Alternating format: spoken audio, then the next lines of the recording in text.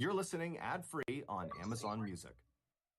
The man's cousin had been gunned down just 2 days earlier in a horrible double homicide that shocked the little town of Mountain City, Tennessee. And now, on February 2nd, 2012, the detectives wanted this man's help. But the man just slouched down in his chair, muttering one-word answers and never even taking off his sunglasses. So eventually, the detectives just stopped asking questions and just stared at the man, waiting for him to talk when he was ready. And at some point, the man did talk, but he said something that didn't make any sense. He sat up suddenly and looked all around the room like somebody was watching him, and then he looked at the two detectives, and he said very quietly, "Is the CIA here?" The detectives had no idea why the American spy agency would be interested in a Tennessee murder case, but now they needed to find out. But before we get into that story, if you're a fan of the strange, dark, and mysterious delivered in story format, then you've come to the right podcast because that's all we do, and we upload twice a week, once on Monday and once on Thursday. So if that's of interest to you, please offer to take the Amazon Music follow button out to the movies, and then while you're there, be sure to sprinkle an entire handful of sand onto their popcorn, but tell them it's salt. Okay, let's get into today's story.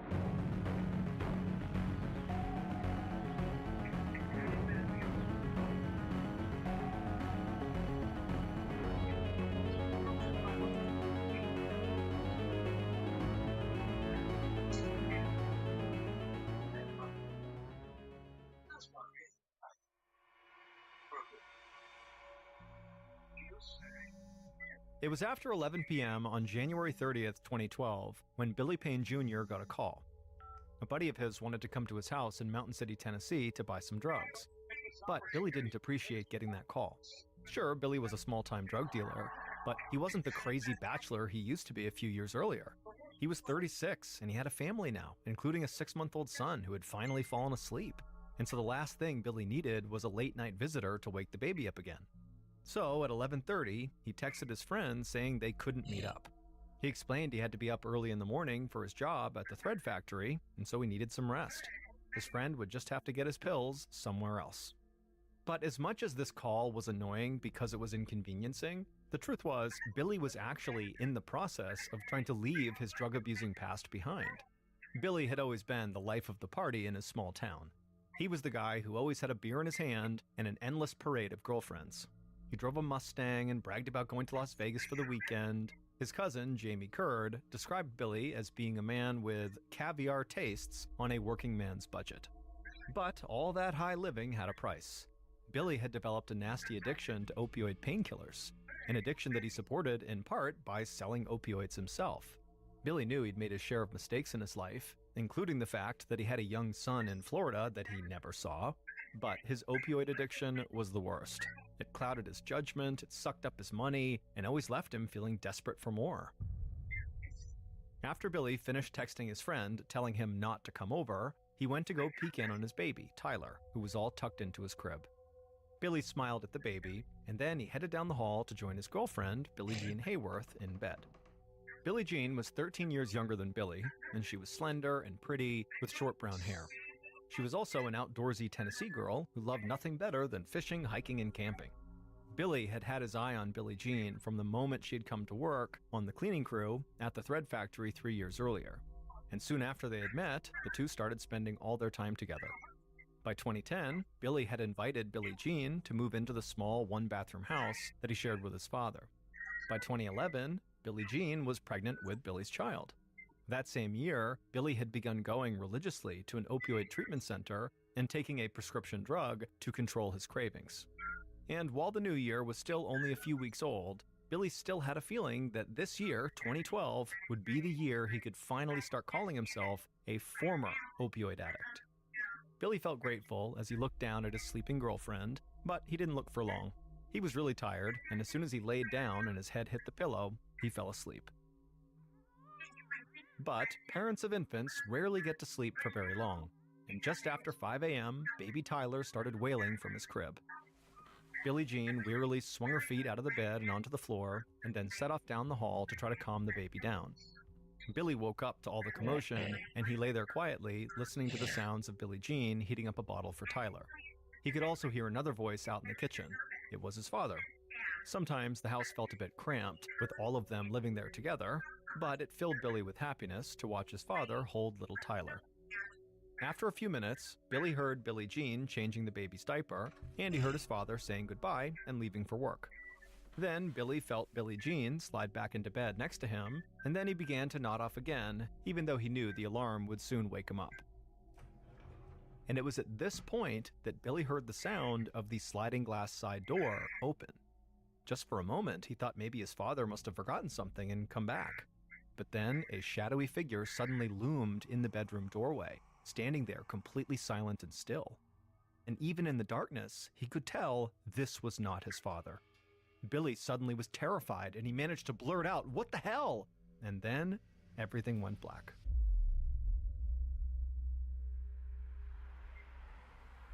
Less than an hour later, at 6:25 a.m., a friend of Billy's pulled into Billy's driveway, just like he always did on weekdays. He worked at the thread factory with Billy, and they usually carpooled. From outside, the friend could see that Billy and Billie Jean's bedroom light was on, but the friend didn't want to burst in, so he sent Billy a text, asking if he was going to work today. When Billy didn't respond, his friend went around the side of the house and then went into the house through the sliding glass door that Billy and Billie Jean always left unlocked. He called out for Billy but got no answer, so he used the family's landline phone in the living room to call Billy's cell phone twice.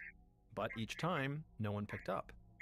But just then, the friend wondered if maybe the reason Billy and Billie Jean were not responding to him was because they were sharing a private, intimate moment in their bedroom, and basically the friend had walked in on them. And so out of respect, the friend just stopped what he was doing, left the house, and figured, Billy would be in touch at some point. Almost 4 hours later, another family friend, whose name was Roy Stevens, came to Billy and Billie Jean's house to pick up some mail that Billy and Billie Jean were holding for him.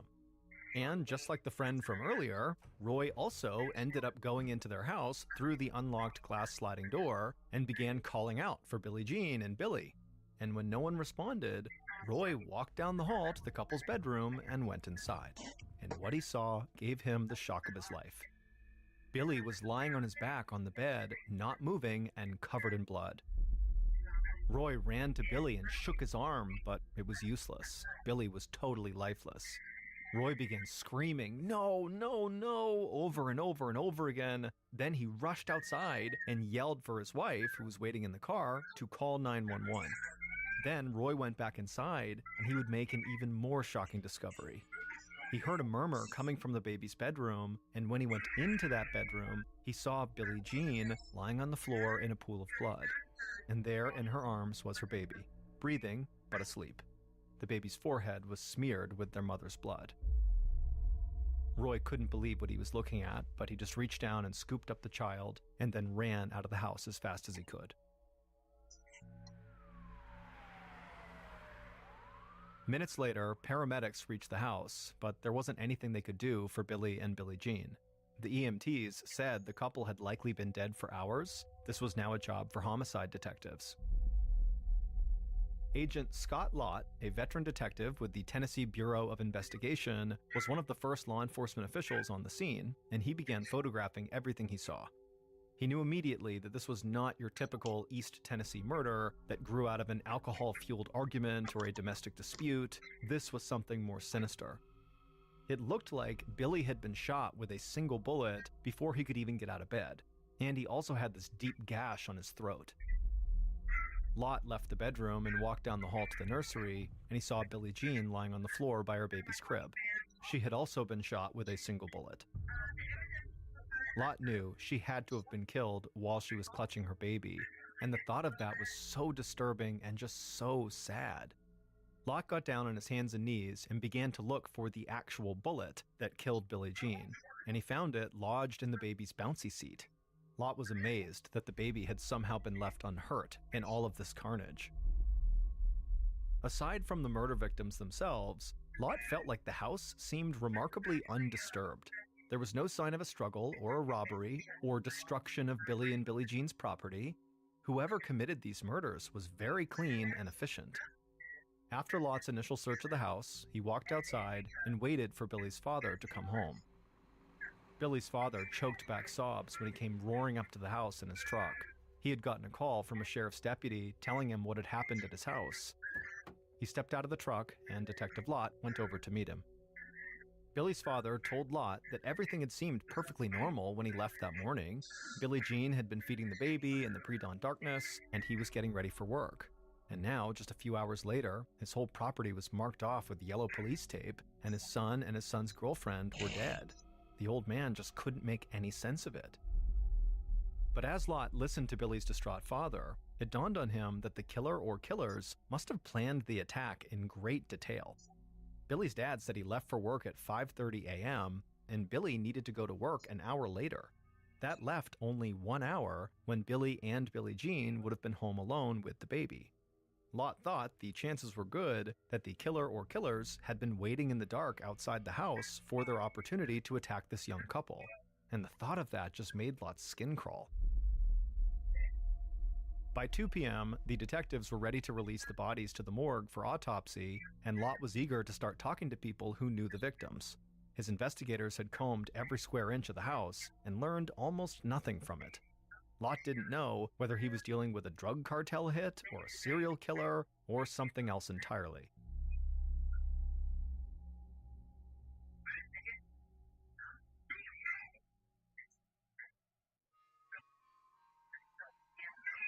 That afternoon, Lott and his partner, Chief Deputy Joe Woodard, asked one of Billie Jean's closest friends, Lindsay Thomas, to come down to the Mountain City Sheriff's Station. They hoped she might be able to provide some information about Billie Jean that could help the investigation. Lindsay had clearly been crying, but she came to the station ready to help find the killer or killers, even if that meant telling some of her friends' secrets. Lindsay said she suspected that the murders had something to do with drugs. She had visited Billie Jean at home the day before the killings, and Billie Jean had told her that she was selling opioid pills to help pay for Tyler's baby supplies. And Lindsay knew that Billie Jean's boyfriend, Billy, also sold opioid pills. And so Lindsay told Lott that between the two of them, they could have been in touch with some very dangerous people who would not hesitate to hurt or even kill them if something went wrong. This was news to Lott. Billy and Billie Jean did not have criminal records, and they were not under investigation by the narcotics squad either. But maybe the couple was just good at avoiding unwanted attention. The crime scene was certainly consistent with a ruthless drug gang hit, cold, efficient, and cruel, and Lott did find white crystals on the floor in Tyler's room that looked a lot like methamphetamines. And so Lott made a mental note to be sure to check back in with his narcotics squad. Then, Lott asked about something Billy's dad had told him. When Billy's dad was sobbing in front of the house, he had made a comment about how there was some bad blood between his son and his son's girlfriend and this other family in town, the Potters. Now, Billy's father was too upset to explain this clearly, but from what Lott gathered, it sounded like there was some sort of internet feud between primarily Billie Jean and Janelle Potter, who was 30 years old and lived with her parents. Lindsay told detectives that she knew all about this feud. She said she'd even gotten caught up in it. But she thought the whole thing was just stupid. It was more like a middle school food fight than a reason to actually kill someone, and so Billy and Billie Jean were not afraid of the Potter family. I mean, they never even locked all their doors. Still, Lott asked Lindsay to slow down and walk the detectives through the entire feud. Lindsay said the dispute had begun more than a year earlier when people that she had never heard of began slamming her and Billie Jean on a website called Topics. It was a site where people commented on local issues, sometimes anonymously. One person had accused Lindsay of threatening to hurt Janelle, and he said that Janelle's defenders might hurt Lindsay too. And so he warned Lindsay to, quote, watch her back. For months, Topics users alleged that Lindsay and Billie Jean were out to get Janelle, and that they might even physically assault her. Lindsay told the detectives that she and Billie Jean had tried to ignore the taunts because the whole idea was absurd. The two women barely knew Janelle and really had no reason to want to hurt her. Lindsay said that she and Billie Jean ultimately became convinced that Janelle Potter herself was orchestrating the social media posts against them as a way to make herself look like a victim and maybe get some sympathy. Lindsay explained that Janelle was a very immature person who had never had a job, never had a driver's license, or really a real boyfriend, so she had plenty of time to stir up some trouble. Lindsay said that she and Billie Jean eventually filed harassment charges against Janelle, but a judge threw out their complaints for lack of evidence. After that, Billy got involved, and he called Janelle's mother in hopes of ending the dispute. But the mother stood by her daughter, and before long, the phone call had turned into a shouting match, with Janelle crying in the background. Lot looked over at his partner Woodard, and he nodded. They both knew this was a strange lead, but it was the best thing they had so far, so they had to go talk to the Potters next. The next morning, so February 1st, the two detectives drove out to the Potters' home, located a few miles from where Billy and Billie Jean had lived and died. Janelle's father, Buddy, opened the front door even before Lot and Woodard could ring the doorbell. He would tell them that he'd actually been expecting them because everybody in town always pointed fingers at his family. Lot could see that Buddy was a very proud United States Marine. He wore a Marine Corps hat, and his living room table was covered with military honors, including decorations from combat in Vietnam. Buddy said that he and his wife had moved here from Pennsylvania a few years back after a severe fall ended Buddy's military career, and now they were just enjoying retirement. But Buddy acknowledged that their daughter, Janelle, really struggled sometimes. He explained that she had a hearing problem when she was young that made it really difficult for her to carry on normal conversations, and at 6 feet tall, she felt really awkward and struggled to talk to boys. So as the years went by, she spent more and more of her time alone at home. Buddy said that his daughter was so vulnerable that he and his wife often had to be very protective. Anybody who wanted to do something socially with Janelle had to meet Buddy and her mother, Barbara, first. And Buddy said they worried constantly that Janelle was being bullied. That's when Barbara chimed in. She said the feud between their family and Billy Jean and her friends was a perfect example of the way Janelle was bullied. Barbara said that, Billie Jean and Lindsay would pick on Janelle so regularly that she and Buddy sometimes worried that their daughter might end up hurting herself. Janelle sat quietly as her parents talked about her to the detectives. But eventually, Janelle would speak up, and she would say that she didn't understand why Billie Jean and Lindsay were targeting her. She said she never posted insults about Billie Jean or anybody else online, but some of the people who came to Janelle's defense online fiercely criticized Billie Jean and Lindsay. Janelle said she believed that Billie Jean and Billy and Lindsay were trying to make her feel completely alone. She said that Billy had also attacked her closest supporters, falsely accusing her friend, Jamie Curd, of selling drugs. Lot's eyes widened at the mention of Jamie Curd. He'd heard that name when interviewing people who were close to Billy. And so he stopped Janelle and he asked, "Isn't that Billy's cousin?" And Janelle nodded and said, "Yes." Lot acted surprised. Lot told Janelle he understood that Jamie and Billy were not only relatives, but also close friends. So why would Billy attack Jamie? Janelle explained that Jamie actually was no longer friends with his cousin Billy anymore because he had learned how badly Billy and Billie Jean and Lindsay were mistreating Janelle. The two detectives wrapped up the interview and thanked the Potters for their time. Then they got up and walked outside and made their way over to their car, all the while puzzling over the strange story they'd just heard. Also, Janelle's way of talking just seemed very immature to them, and not just because of her high-pitched, childlike voice, but also because she portrayed everything in terms of petty rivalries that really did seem like something from middle school. But the online harassment that Janelle and her parents described sounded very serious to Lot. And if Janelle really did look at the world like a middle school kid, she would be an easy target. So Lot could see why the Potter family was on edge at the mention of Billy and Billie Jean. Lot and Woodard agreed they needed to speak with Billy's cousin, Jamie, as soon as possible. Clearly, he had a ringside seat for the family feud, and so maybe he could give the detectives some sense of how deep the anger ran on both sides. Later that day, narcotics officers listened politely as Agent Lot described the evidence that Billy and Billie Jean were selling drugs out of their home, potentially putting their lives at risk. But the narcotics officers were not impressed. They said at most, Billy and Billie Jean were small-time dealers who were selling just to their inner circle. The narcotics officers went on to say that typically they investigated people who sold hundreds of times more product than Billy and Billie Jean. If anyone was going to get killed over a drug deal gone bad, it would likely be major dealers, not just some random young couple with a little bag of pills. Nothing the narcotics officers said surprised Lot. But the dead end left him with only one real lead in the case. Now he was even more interested in his upcoming conversation with Jamie Curd. By the time Jamie walked into the sheriff's office on Thursday, February 2nd, so 2 days after the murder, the detectives had thoroughly scrubbed his background. They talked to friends of the victims, as well as Jamie's own sister, about Jamie's relationship with Billy and Janelle. People said that Billy was probably the best friend Jamie had ever had.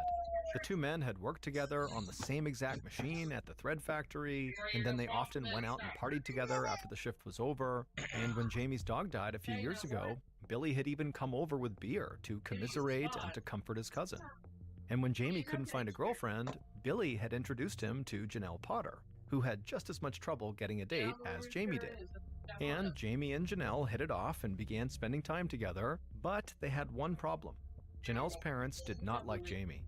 At one point, they even banned him from coming inside their house. And so that was when Jamie began offering to come over and repair the Potter family's computers, because it was literally the only way he could think of that he could still see Janelle.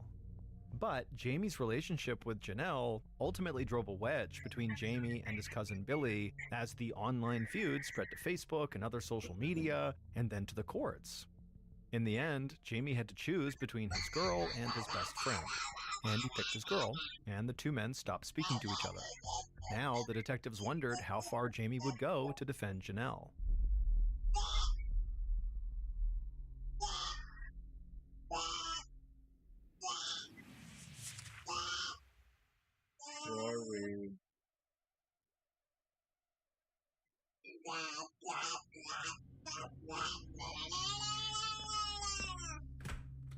From the moment Jamie entered the police interview room, with a baseball hat pulled down low over his sleepy eyes, Lott had the sense of a man who was a follower, not a leader.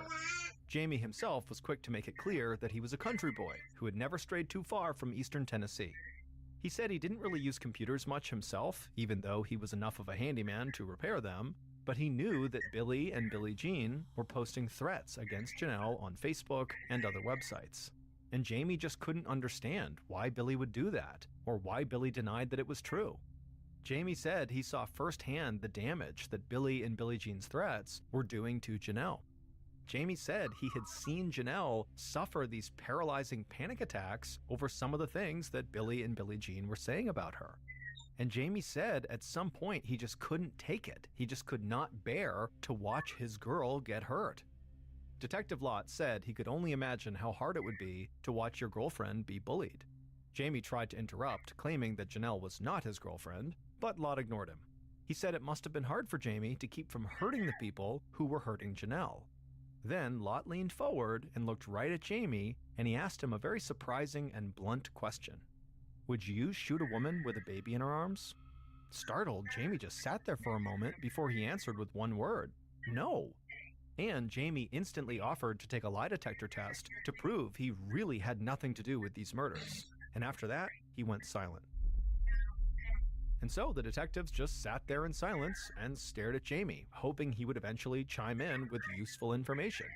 And for a while, all Jamie did was just sit slouched in his chair, but then suddenly Jamie sat up and he began wildly looking all around the interview room as though he was looking for someone who was watching them.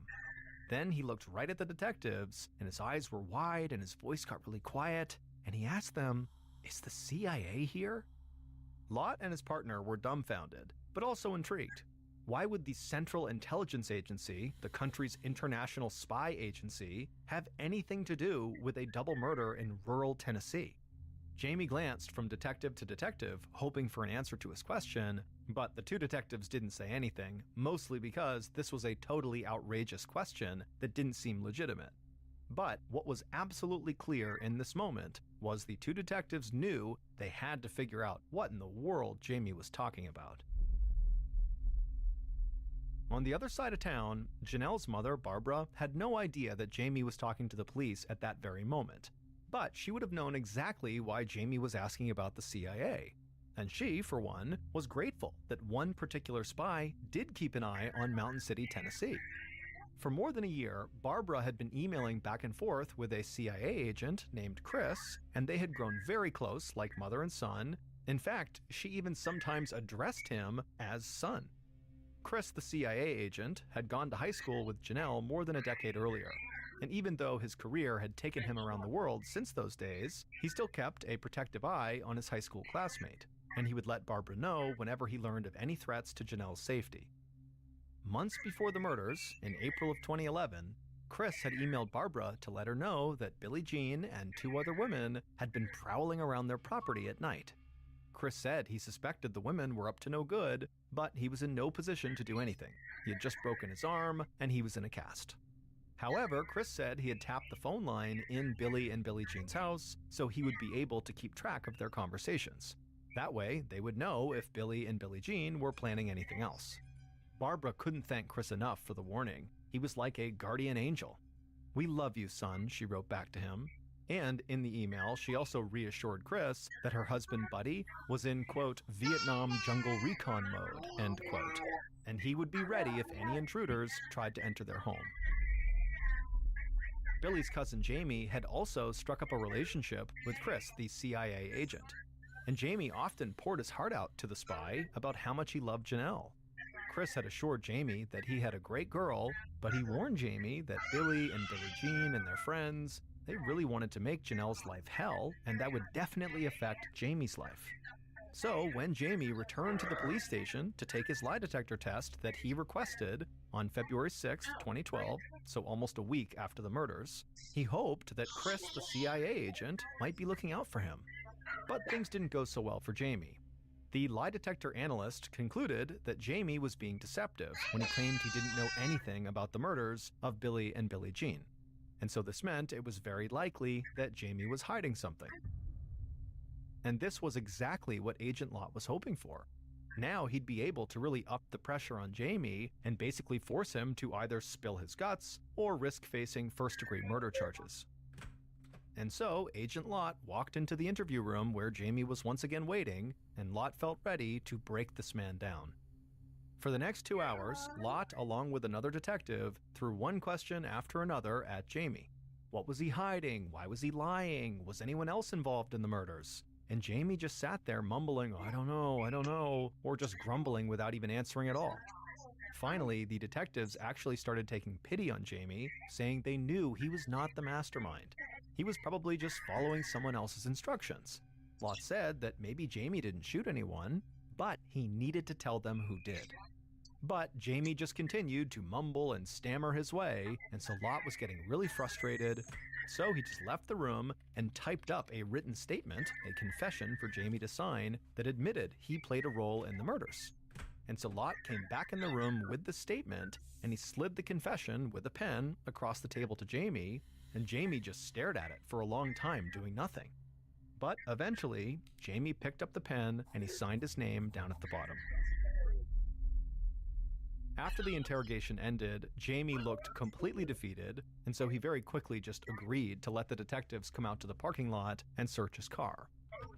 And in his car, scrawled on a scrap of paper on the front passenger seat, the detectives found email addresses for not only Jamie, but also for Barbara and Janelle.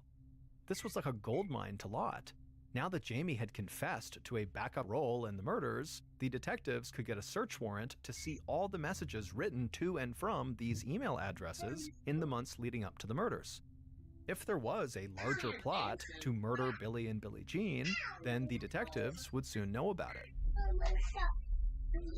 A few days later, the email company sent the detectives an electronic file containing thousands of emails sent or received by Jamie, Barbara, and Janelle over the previous year. And so suddenly, the detectives had a window into why the Potter family lived in such fear. The detectives quickly started seeing correspondence from a CIA agent named Chris Chodden, who was warning with increasing urgency that Billie, Billie Jean, and their friends were harassing and threatening Janelle.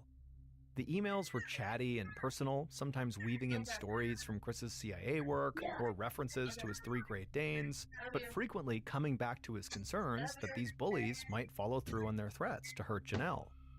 Lott couldn't believe that a CIA agent would use his official position to get involved in a family feud in rural Tennessee. The emails showed that for months in 2011, Chris had tried to get a CIA ID card for Janelle's father, Buddy, so that Buddy could acquire military-grade weapons that are normally off-limits to civilians. And so the whole thing just seemed extremely unprofessional to the detectives.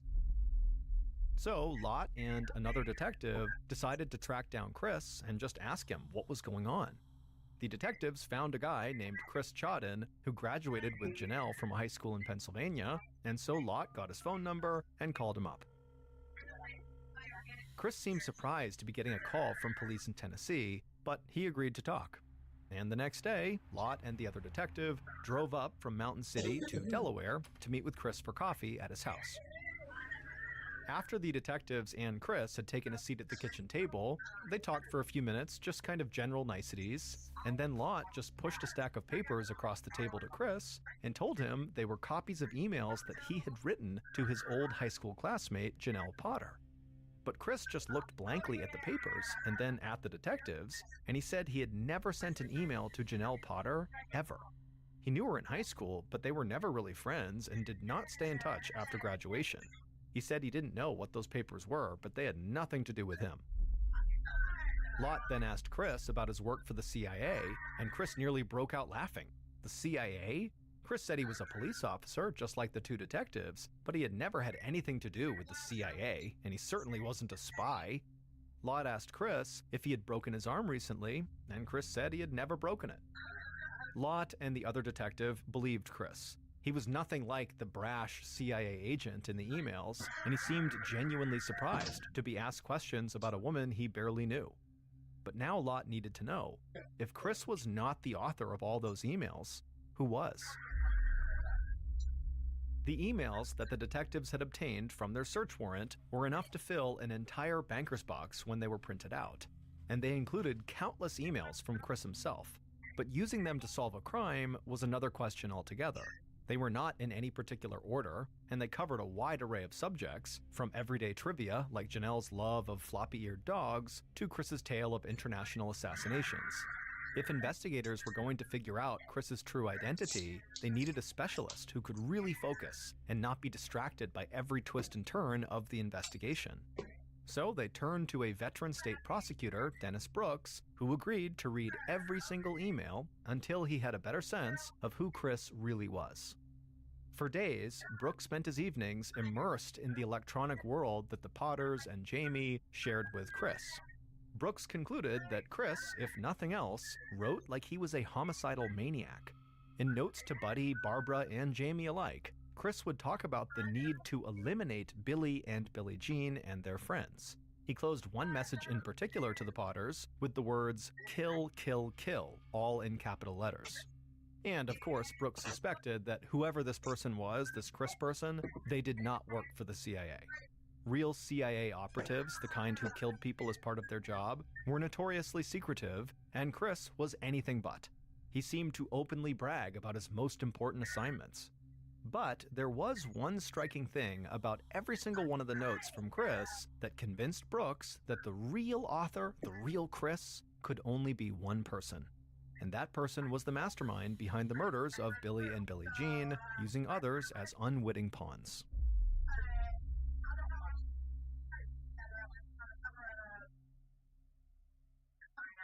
The night that Jamie Curd signed his confession, he did finally break down and talk in great detail about his role in the murders. Then, once investigators had thoroughly analyzed all the emails, they did have a clear picture of how the murders played out. And so here is a reconstruction of how police believe Billy and Billie Jean were murdered in their home on January 31st.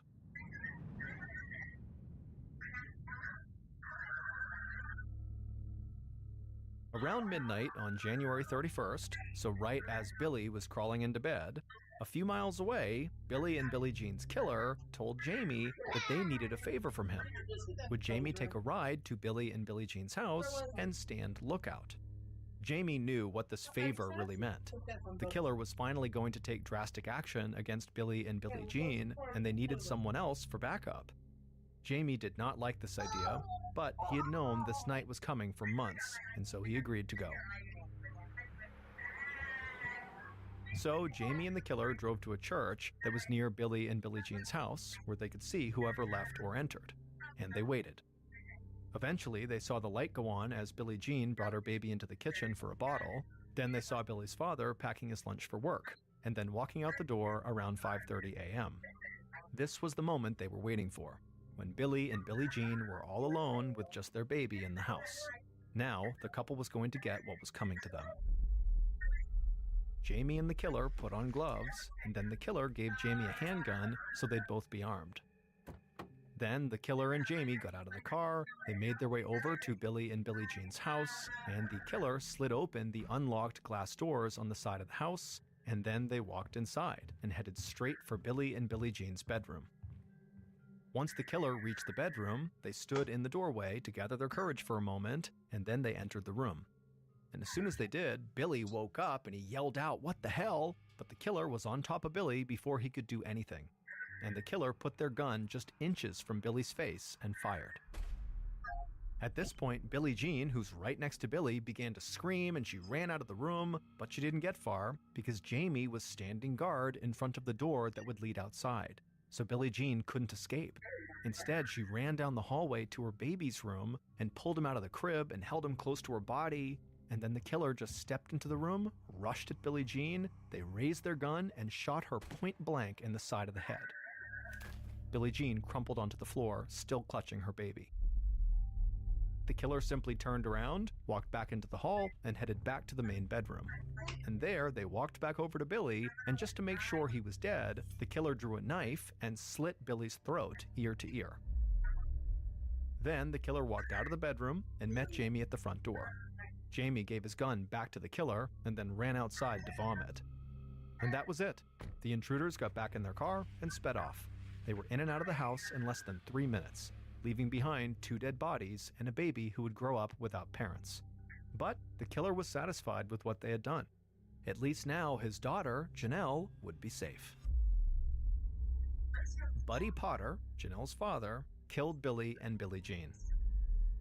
But police did not believe he was the one who actually set the murders in motion, or that he was the one pretending to be the mysterious CIA agent, Chris.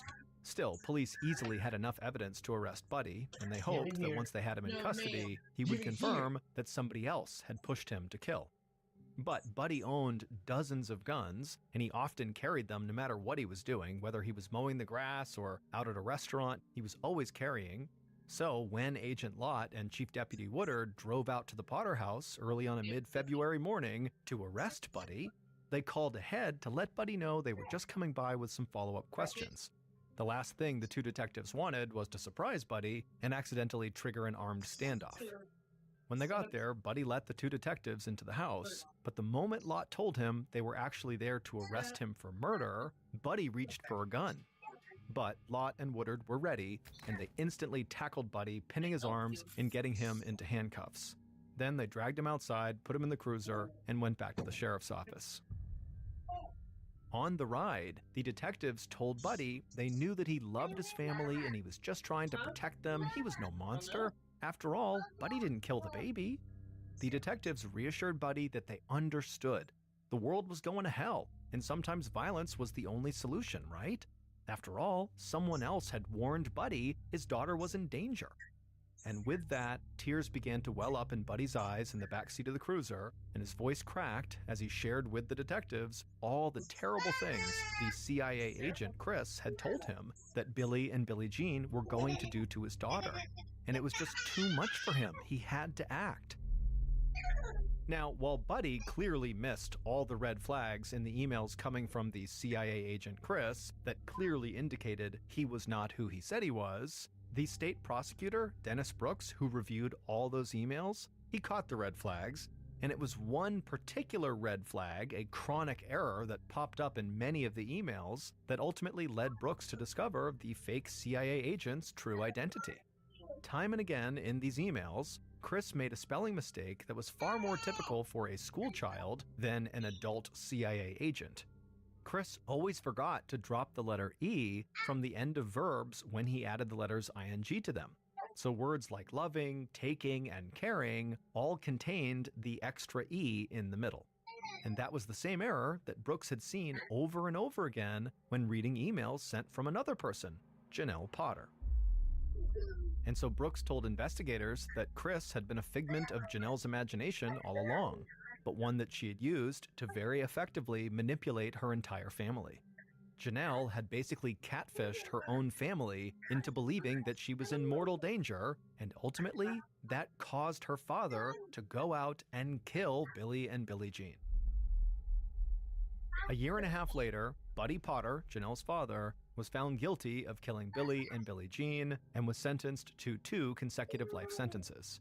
As for Jamie Curd, the star prosecution witness, he agreed to a plea deal that required him to serve 25 years in prison. Janelle and her mother Barbara went on trial for their roles in promoting the double murder. Janelle's attorney argued that she was too childlike to murder anyone, and she shouldn't be punished because her father was overly protective. But the jury was not buying it, and ultimately she and her mother were both sentenced to life in prison.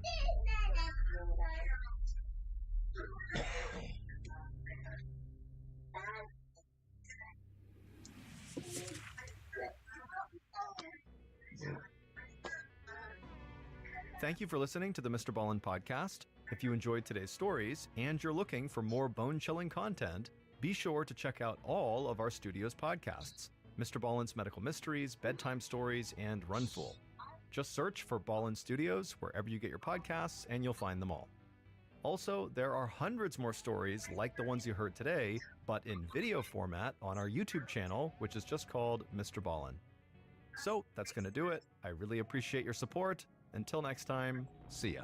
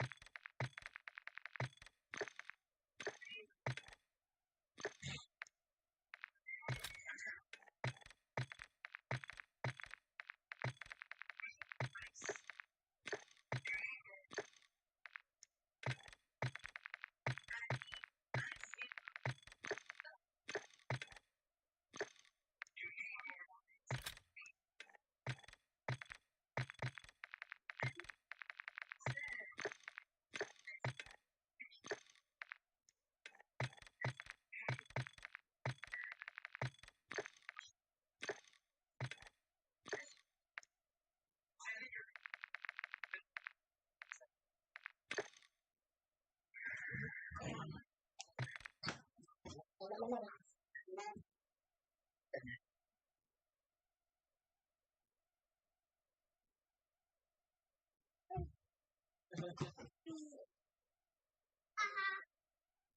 ha, you. Come here. Come here. Come here. Come on. Come on. Hey.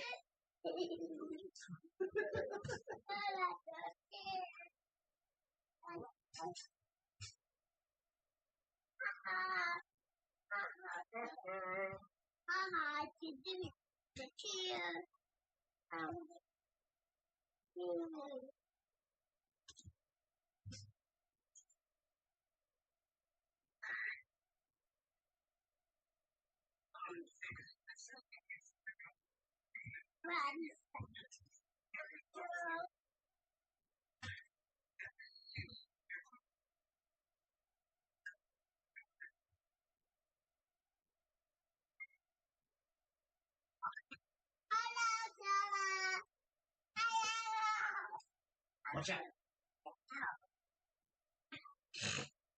What's up, Dre? Move, little girl. What?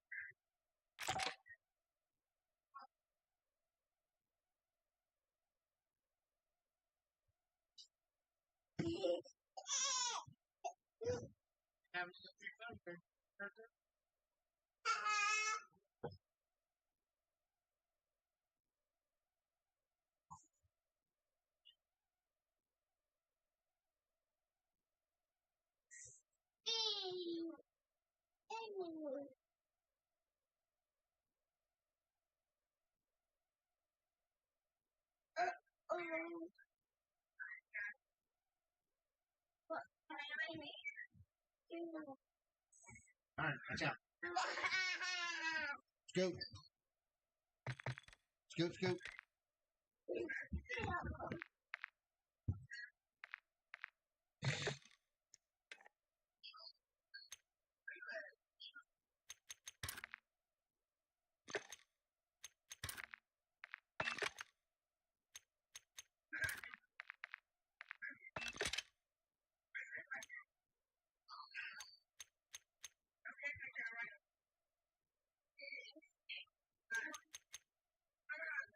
Damn.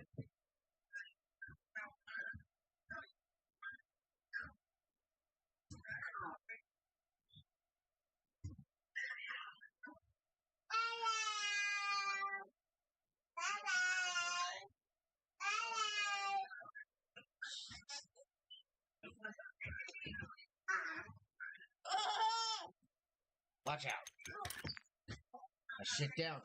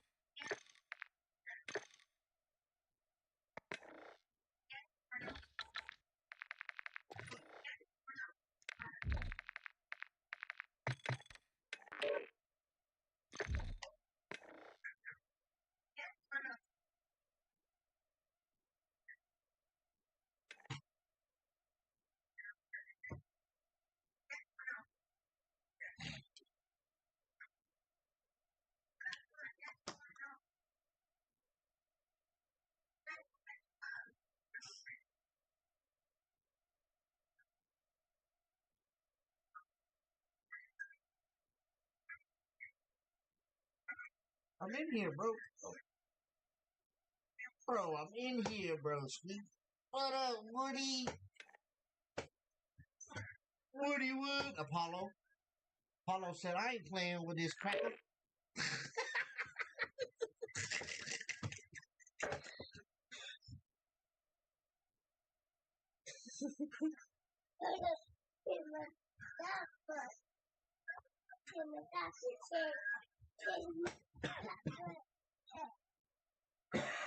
Come here.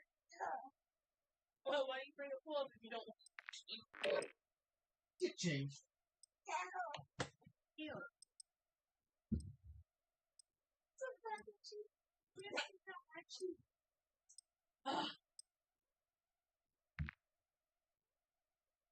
And she puts her butt like this, leans in the box, gets her.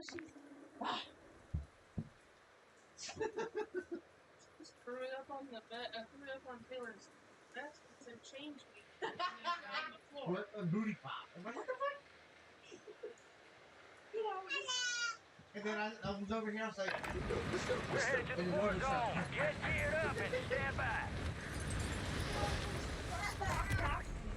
I'm like, it was so hard. She was, oh. Are you ready for float training? Let's go.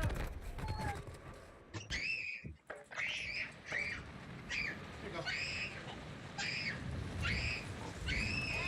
Enough. No, you don't. Just stuck up in your crack. No, you don't. No, please. Poop, please. Oh, Dad, no poop, please.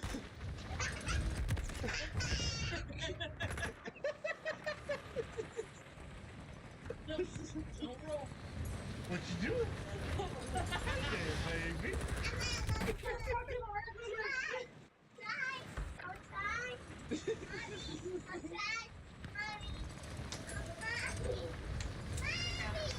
Ow, ow, ow, ow, ow, ow, ow, ow. She's trying not to fall. You stay still so I can pull up your phone. Go get. Crooked. Get up. All stations, this is Shadow 01. Deployment to the war zone has been authorized. Yes.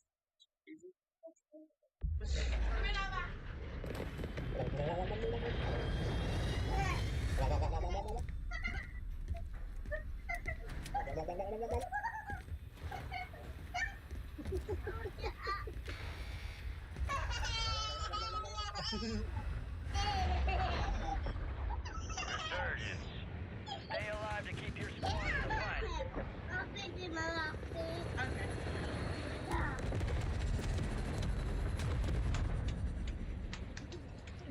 Okay. Hey, no hitting.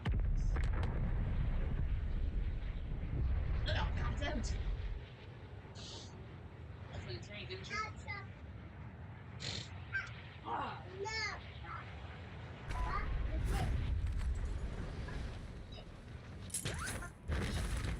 No, ma'am. No.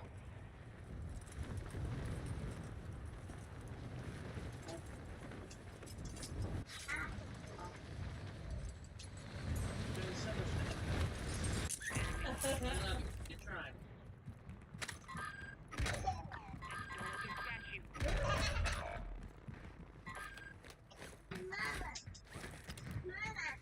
Wait, come here.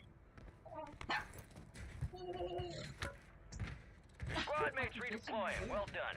No, don't hit her. I want to see what she does. There's a dude just yeeted over here. No back. I'm hitting her. Hey, Wood. No back. No back. You want to do that thing? Why did you put a button in there? She goes. Here, come on. Marking the rest of that squad on your tac map. Go get hunting.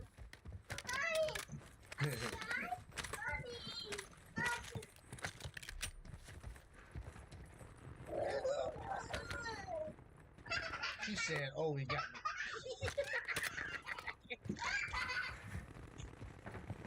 Be nice.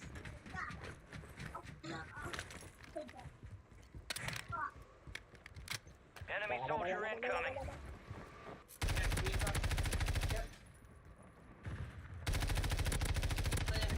Marked remaining operators from that squad. He dead. Hunt them down.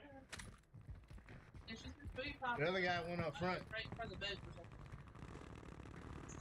something. You let it burn.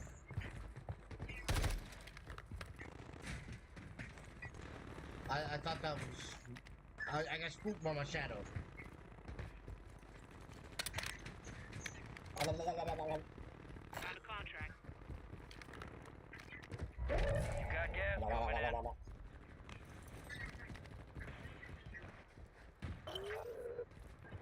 Positive ID on the bounty targets. Hunt them down.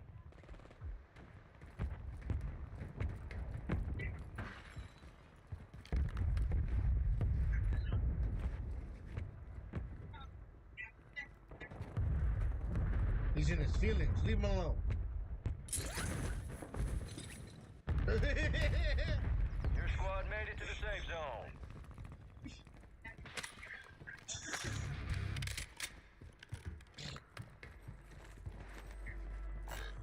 There's guys above us. Over. Come out, wherever you are. Oh, hey, little bitch.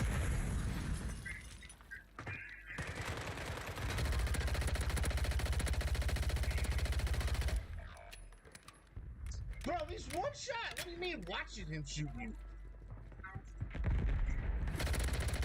Bro, he's dead. What do you mean? Confirmed, and we located the rest of them. He called me a rat. Yeah.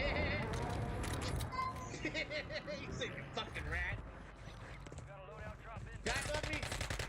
Taylor, wow. He's above. Let's get his door. Yeah. I got him.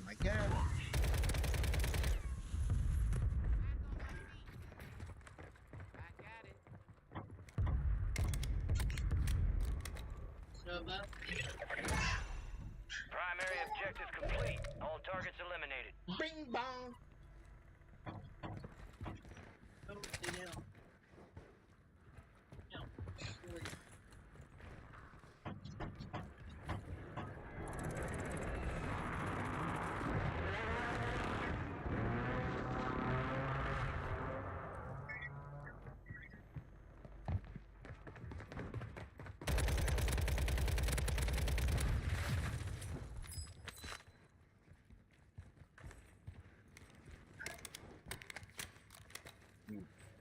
Beef.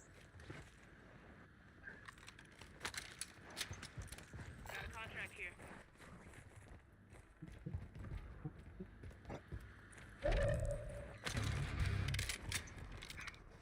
That dude's using a bass peep.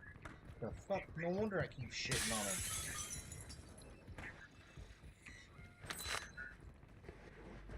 He's stuck in the past, not the future.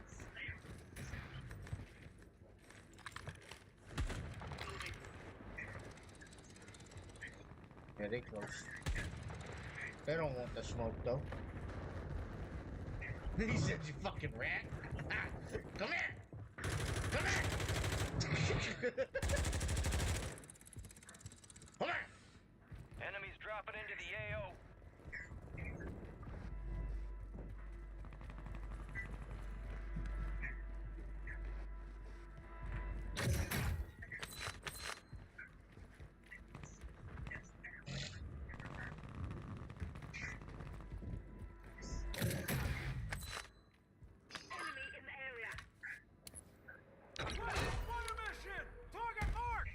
Copy. Mortar strike inbound now.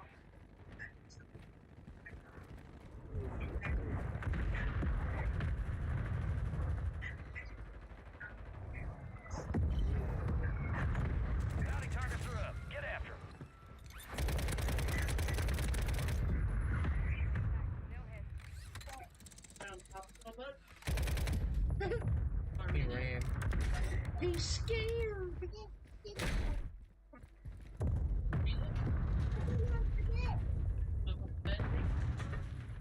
Oh!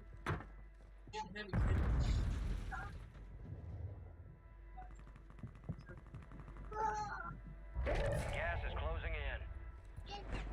no, the lights have been out in the Fire engine station, bay. right here. Driver caused paw patrol. Enemies are dropping into the area. Watch the skies.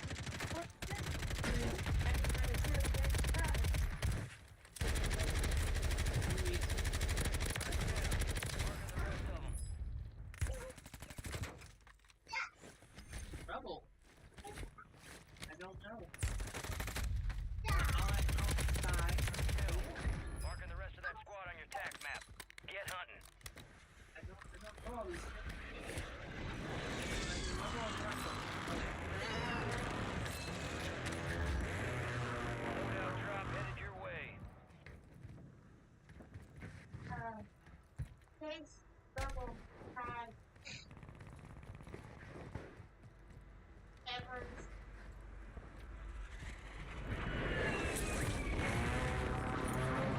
Enemies dropping into the AO. From the paw patrol.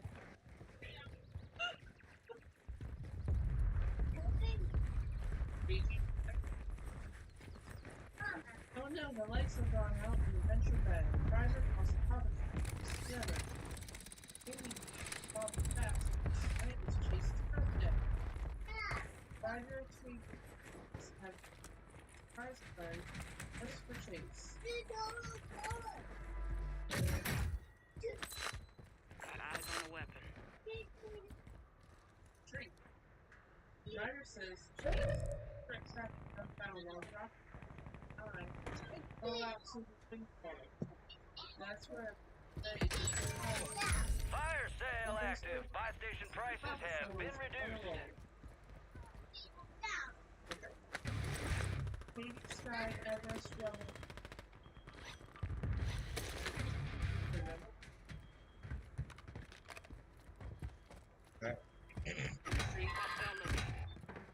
Hostile located. Okay.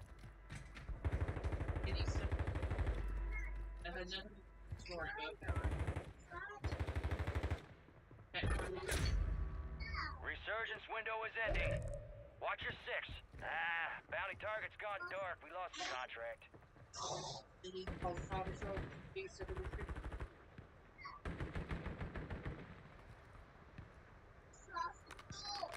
Your squad mate's back on station. Good work.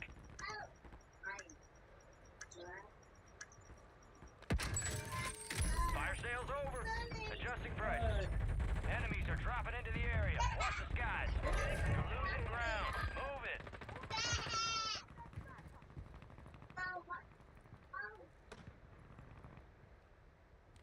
No. No buffs. Got you. All squad members are in the safe zone.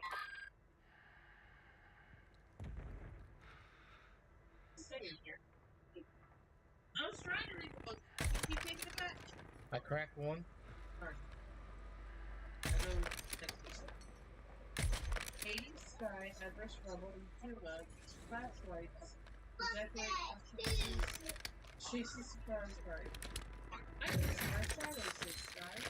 Hey, looks like she's on You've got reinforcements inbound. There's flash as she shines her light pile of freedom. As Ryder in the cup, Kill confirmed. We located the rest of them. Resurgence has closed. No more second chances. Man, y'all got a fucking camp on a fucking roof? Y'all are pathetic, bro. With that, Adventure Days lights flicker on. Sky Jackson, Paul Chase with Jackson. Squad mates redeploying. Well done. Chase opens No, I broke my ankle. side. Another I'm trying. surprise. As Ready up. You're heading back out. Okay, come on. There you go. Are they having a party? Enemy soldier incoming. Party?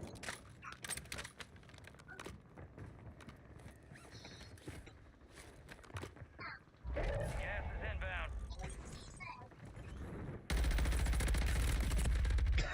Move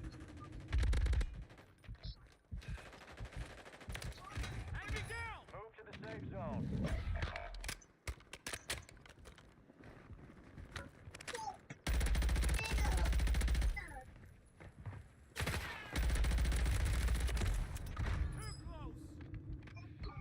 Only 25 remain.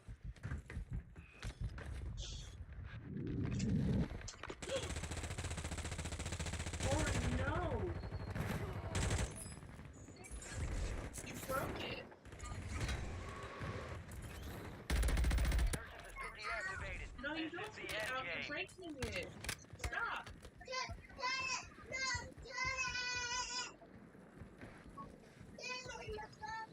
Fine, but you gonna break it out there. I ain't gonna watch you break it. No, damn. Not pull books apart.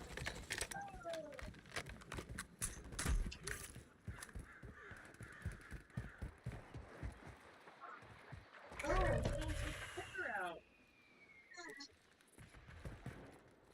No, ma'am.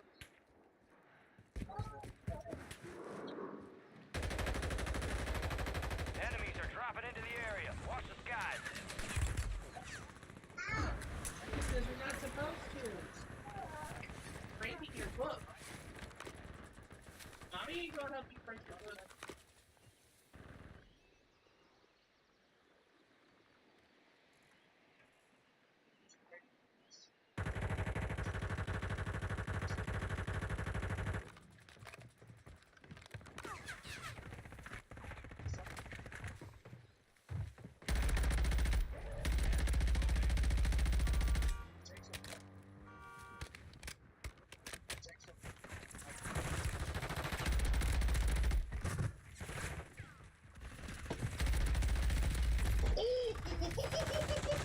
They hit us hard that time.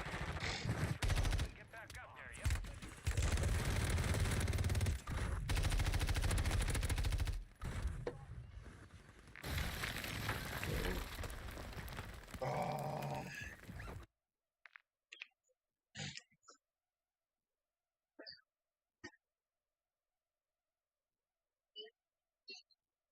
Please fix it. You're breaking it.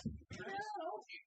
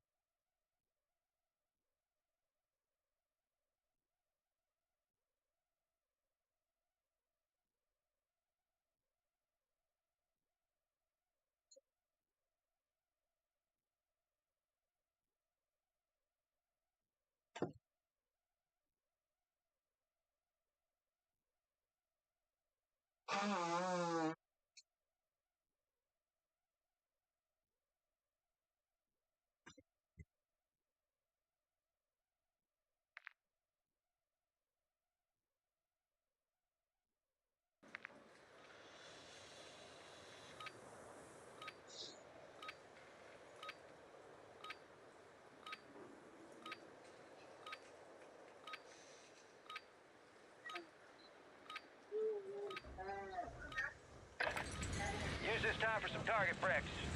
Real things coming soon. Oh, I fix it. Yeah. Give me here. I'll fix it.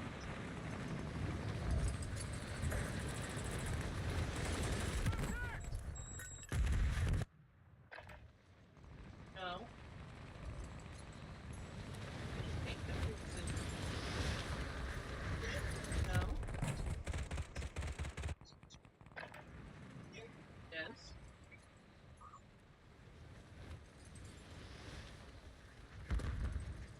All stations, green light. We are deploying to the war zone. Fix it.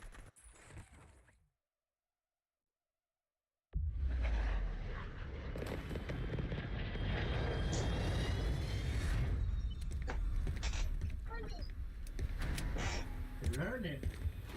Oh, jeez.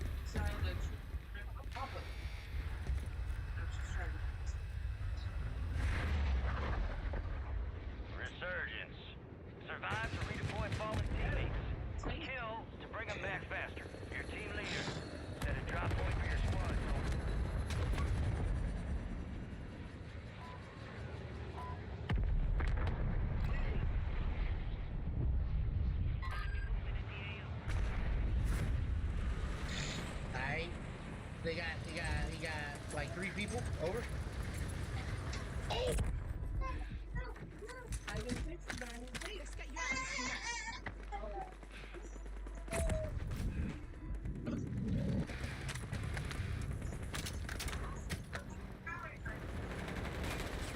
Requesting close air! Target marked! Longbow 3-1, target acquired. Strike inbound. Down 2. In this building.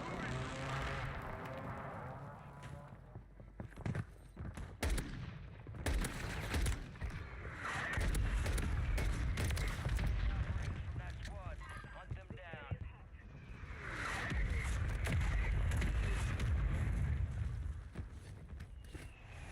Let him. I'm ready and I'm waiting.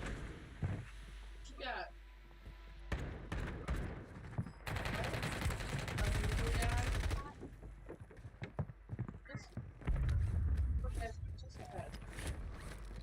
Enemy soldier incoming.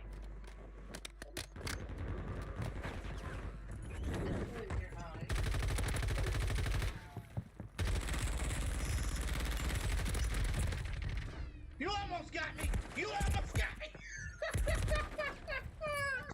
There's just one down outside, and there's another dude reviving him.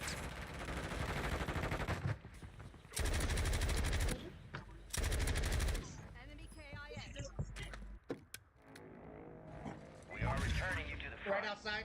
Earn this. Right here. Moving here.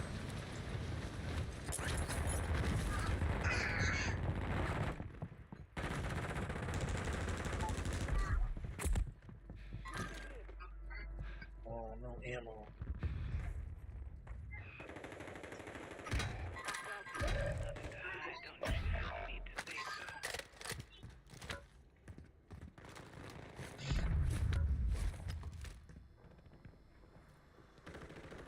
Enemies dropping into the AO.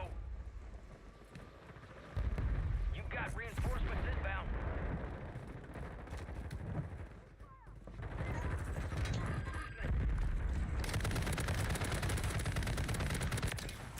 Attack map to hunt down the rest of them.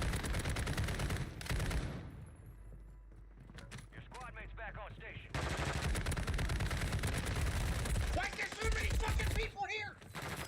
Jesus! Mark the rest of the squad on your attack map. Get hunting.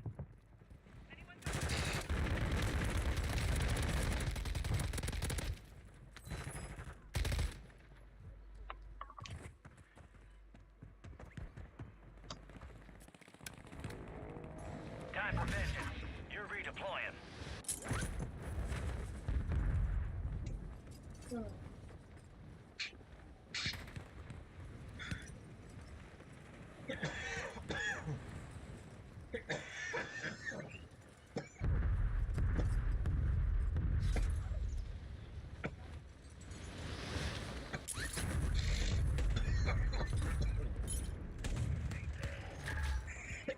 Friendly loadout drops on the way.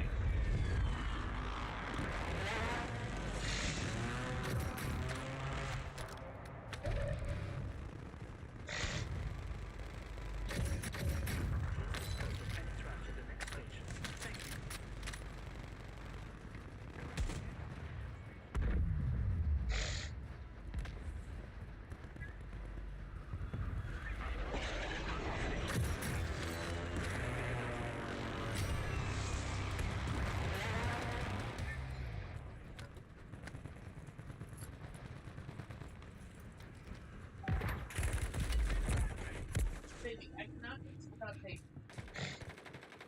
Guy right here, bro. Watch out.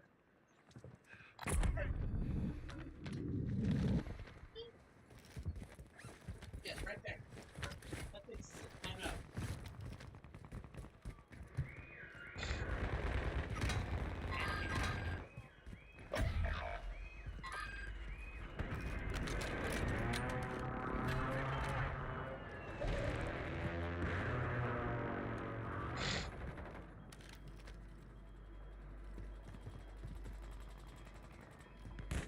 You got reinforcements inbound.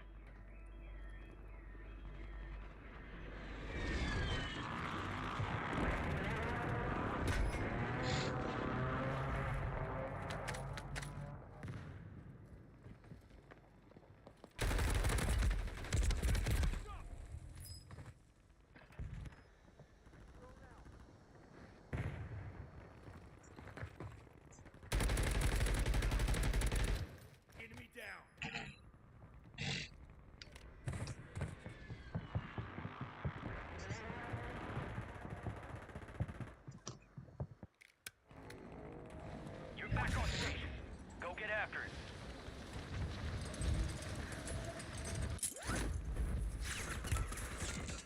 Taking effective fire! Enemy soldier incoming.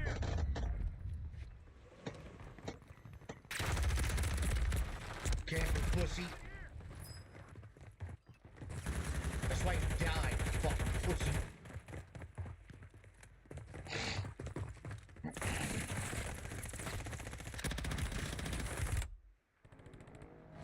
Stand by for redeployment.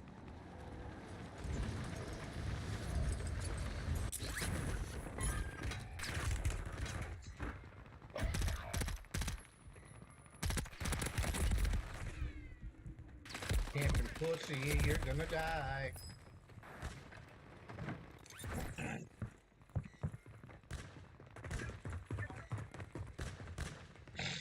I really hate Mondale with a passion. Ah, damn.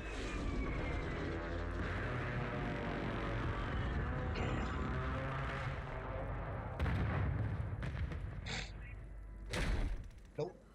People just sitting camping because they don't know how to get kills otherwise. Resurging. Go get your revenge. Some of your squad's outside the safe zone.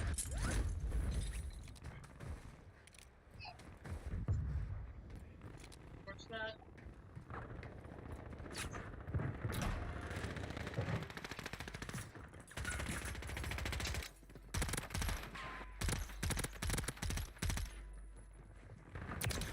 And we located the rest of them.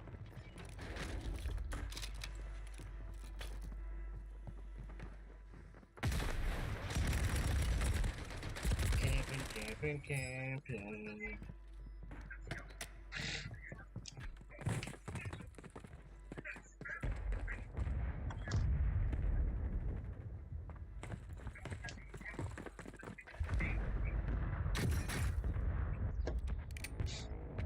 You're getting another chance. Make it count.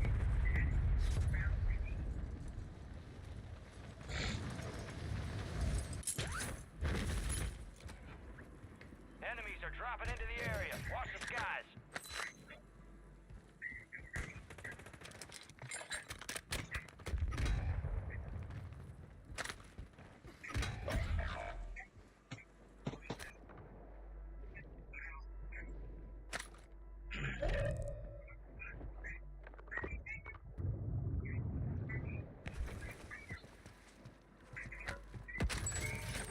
Fire sale is active.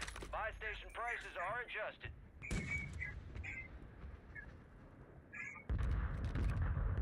Your squad mates redeploying. Well done. Bird marked! Alright, hold on. Tossing smoke grenade!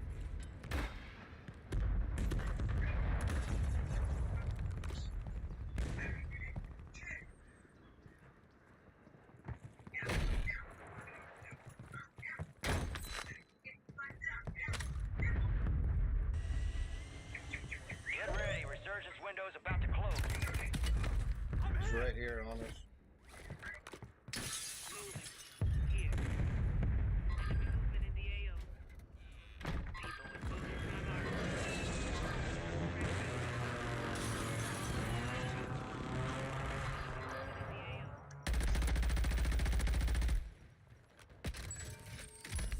Fire sale's done. Prices are back to normal.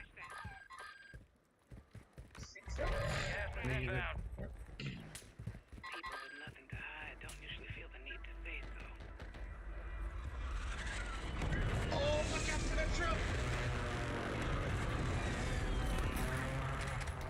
Get to the safe zone.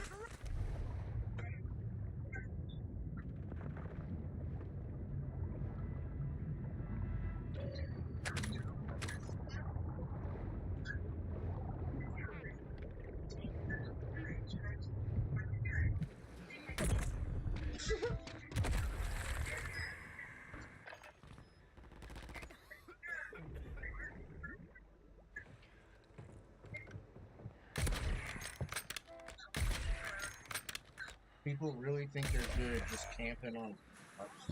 That's why Vondale is so pathetic, bro. Ah, damn. Be advised, resurgence is no longer active. This is for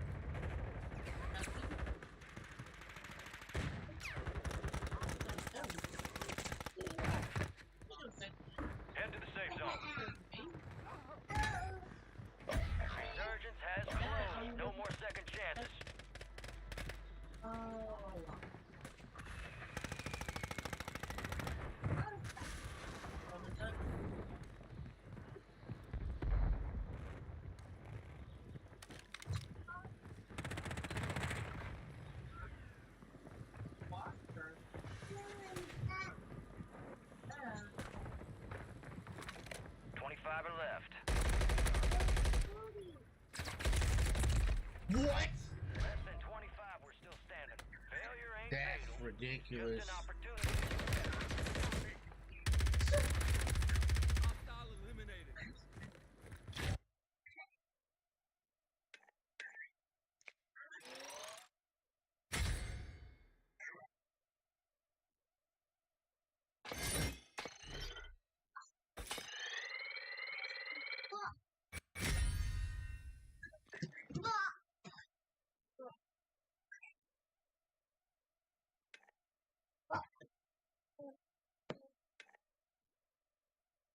Rory, what are you doing?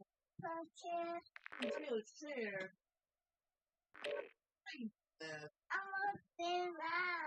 You want to sit around? A little bit there.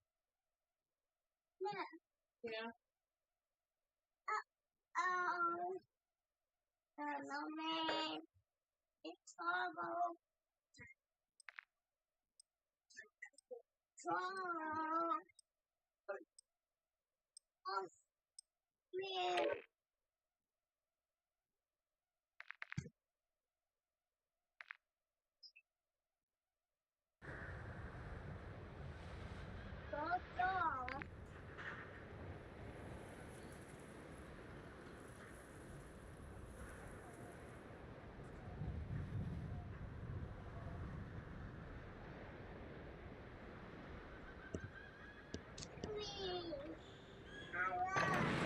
Check your gear and weapons. We'll be deploying shortly.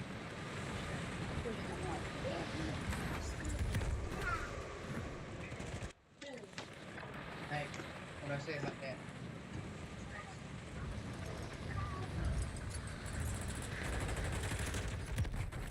Oh. Enemy soldier incoming.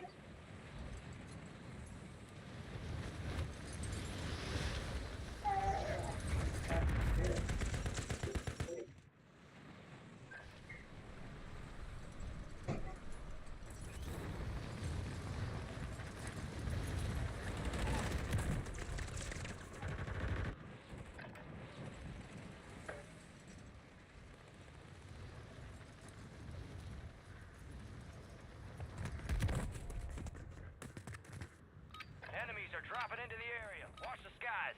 All stations, we are green to go. Stand by for deployment.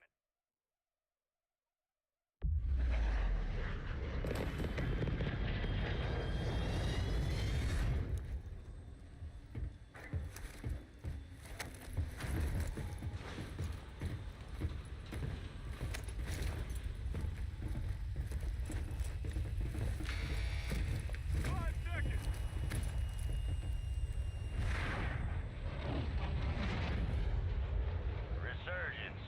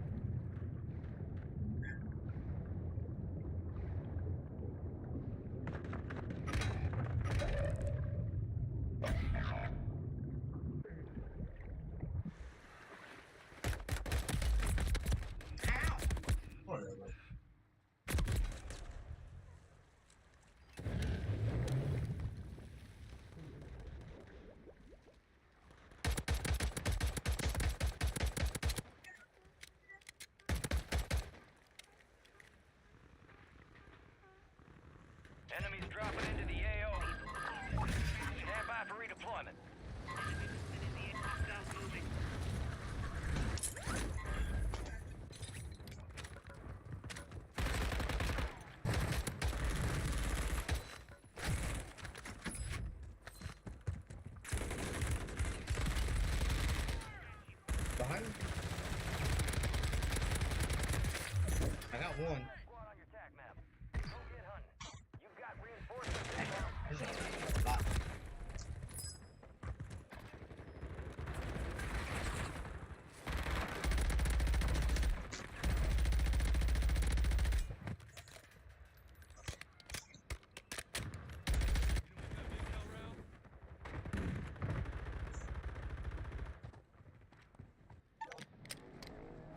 Resurging. Go get your revenge. Gas is moving.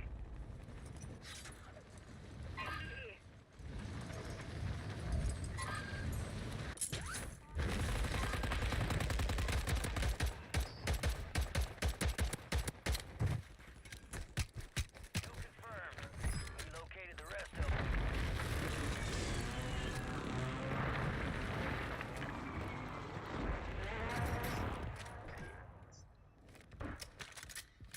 All right, your squad's in the safe zone.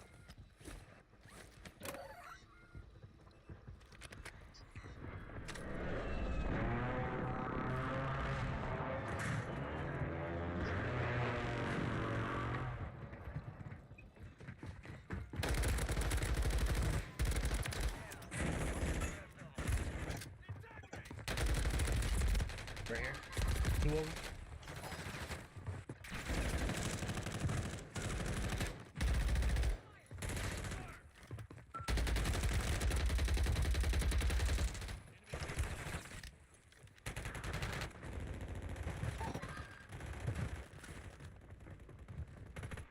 You got a loadout drop inbound. You're getting another chance. Make it count.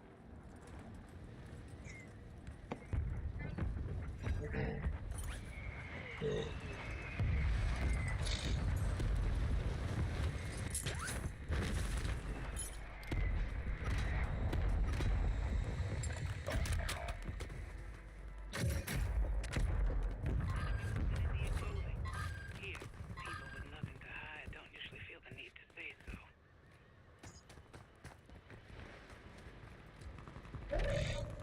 Your squad mate's back on station. Good work.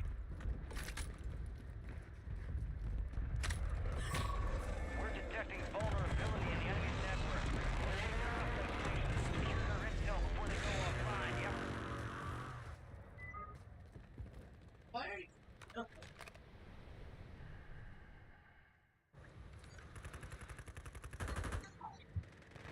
What? Enemy in the area.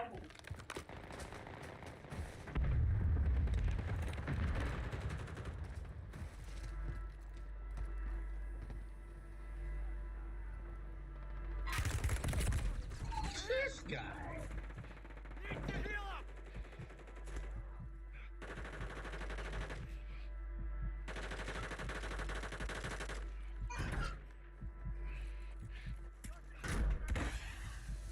Get you on your feet! Smoke grenade out! Bro. Getting stitched up! Confirmed. Located the rest of them. Yeah, Daddy. How get the bubbles? What? She was yelling at you. She wanted bubbles. Oh. Bubbles. Oopsie. Uh,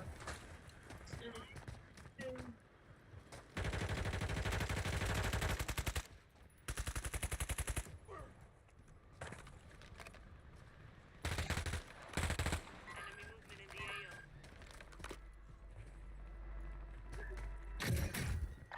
You're losing ground. Move it.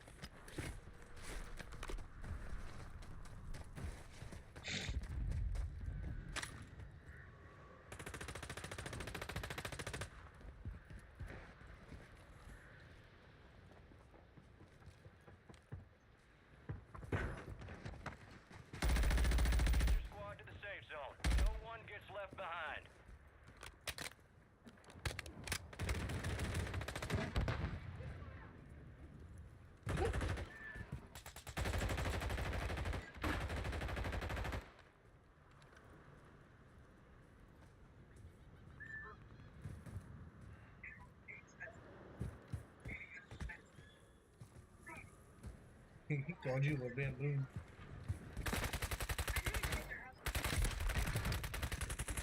Got one down. Enemies are dropping into the area. What was your plan there, bro?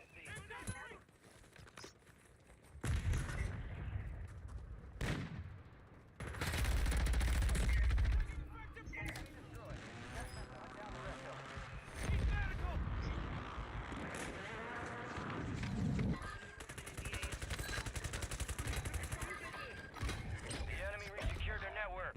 It's over.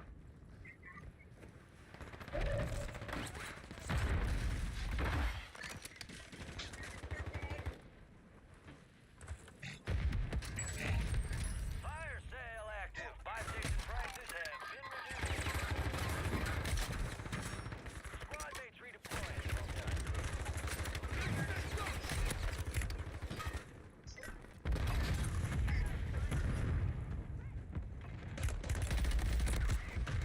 Gotta fucking be a pussy hiding.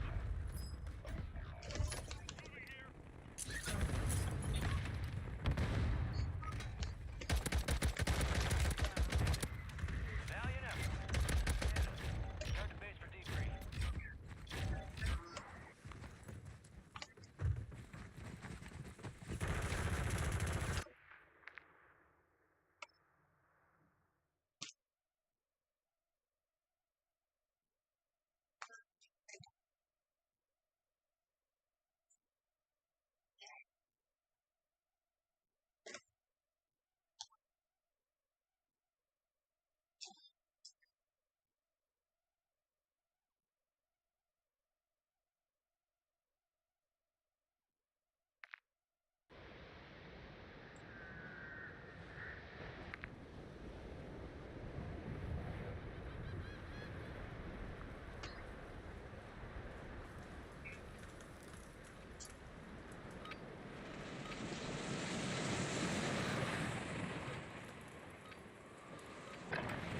Check your weapons, check your gear. We're holding for deployment.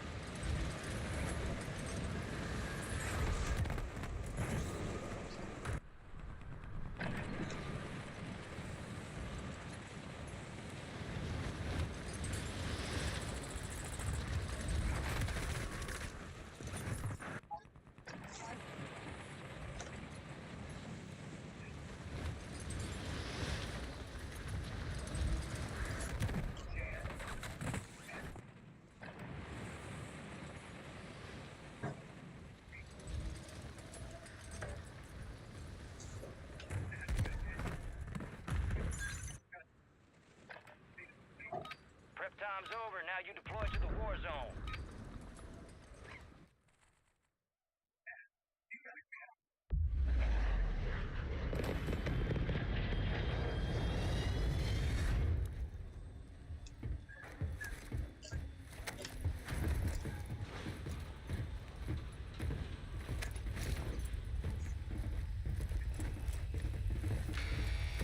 Get ready to jump. 5 seconds.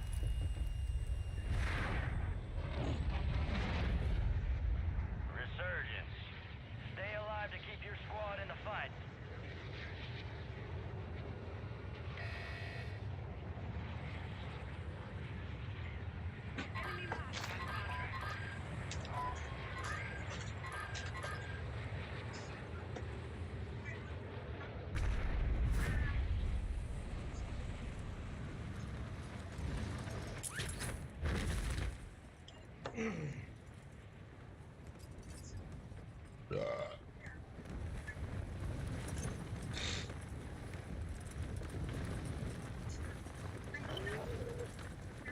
Your objective's simple. Eliminate all bounty targets.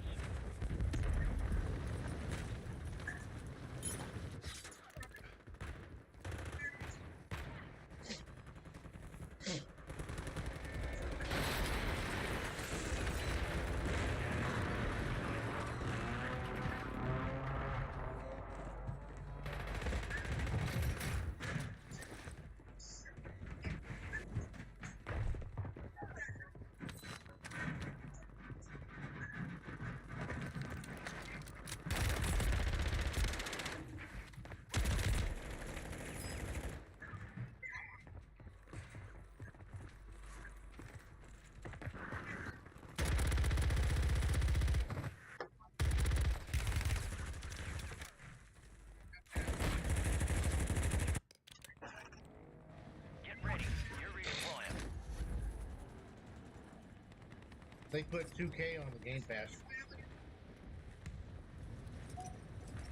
Nope. I started it last night. Bot character, goofy as a motherfucker.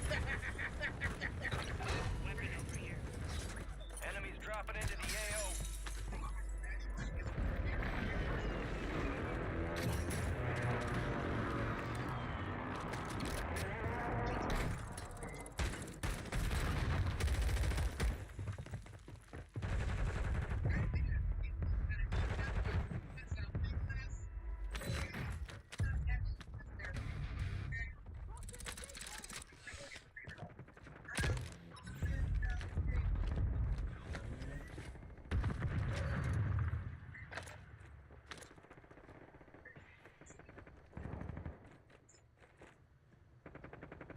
Gas is inbound.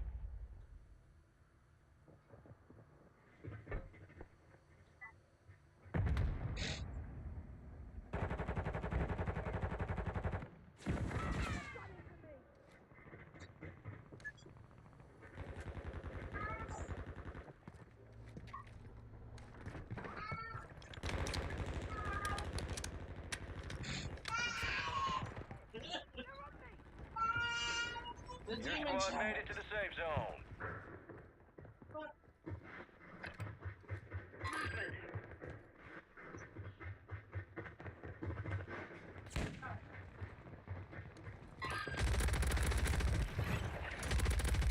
All down targets are KIA. Well done.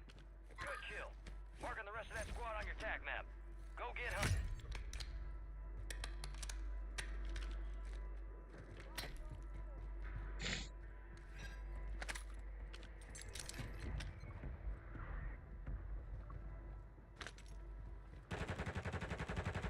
Enemy soldier incoming. Loadout drop headed your way.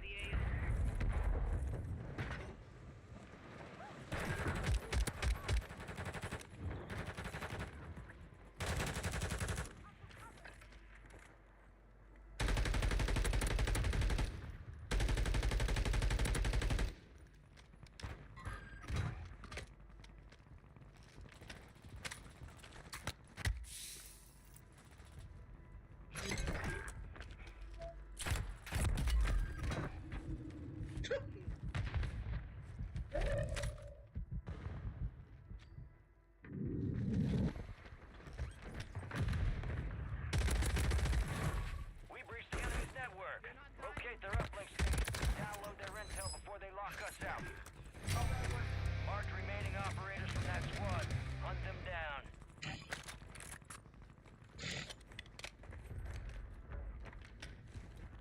People with nothing. Scratch that.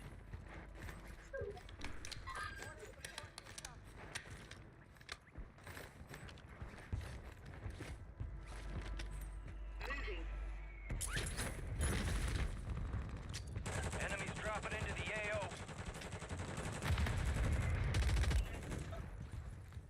Attack is enemy around.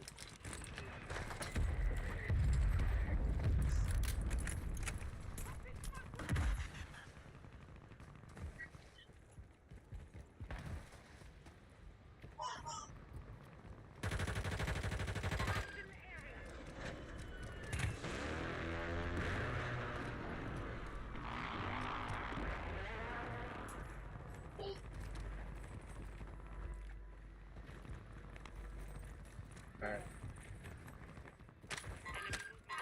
Cancel lost. where's the buy? People with no scratch that. Enemy moving. Here. People with no scratch that. What ammo you need? I got a guy aiming at me. Right here, right here, right here. Moving here.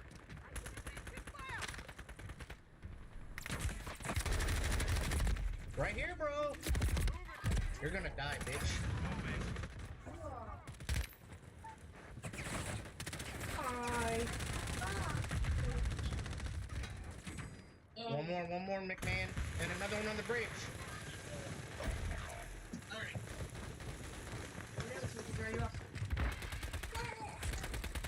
You're not gonna pop here. There.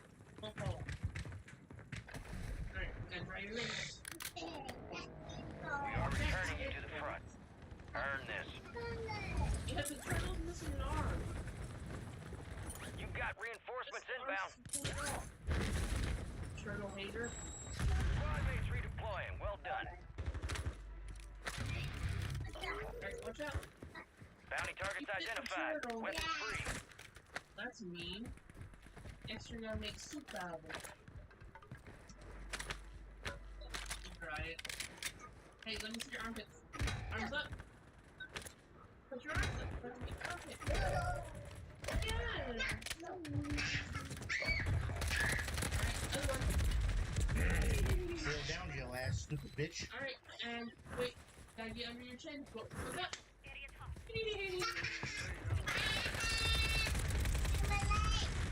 And your legs. You're not doing your best. Fine. We lost our chance at that intel. There you go. Satchel here. Alright. Let's put your pull-up on. Time for vengeance. Yes. You're redeploying. Walk around naked. Fire sale is active. Buy station prices are adjusted. Locking self-revive. Get.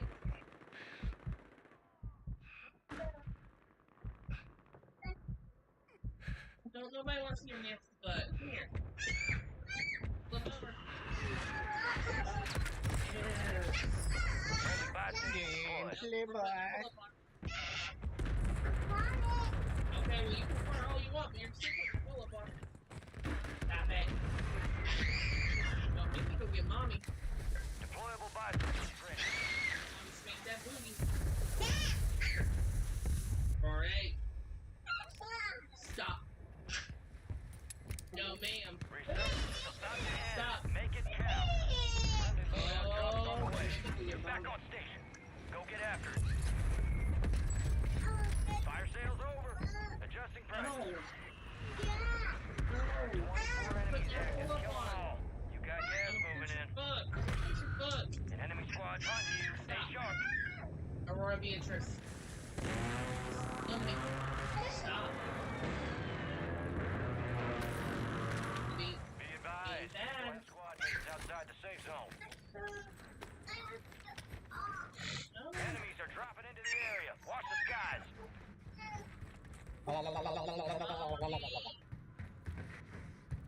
Why's Butter not talking? He just don't want to talk to me. Huh?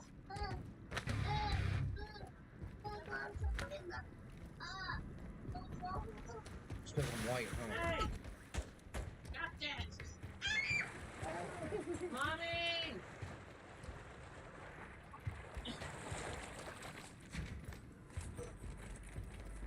You gonna get your butt. Mommy gonna get your butt. Mommy! We lost track of the bounty target. Contract I'm failed. not gonna let you go. You need to put your pull-up on.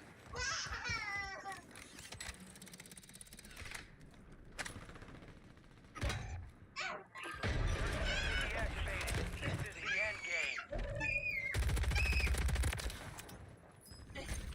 That's it. That's it. Rates are restocked. Advise you load up now.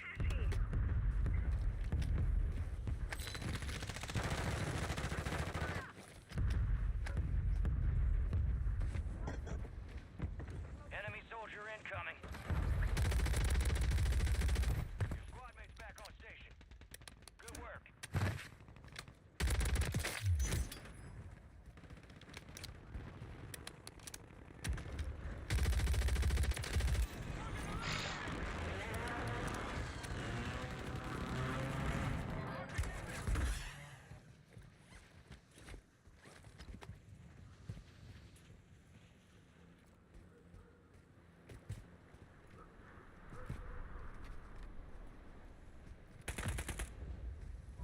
Gas is closing in.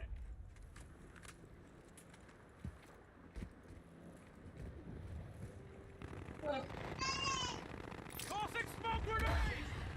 Move to the safe zone.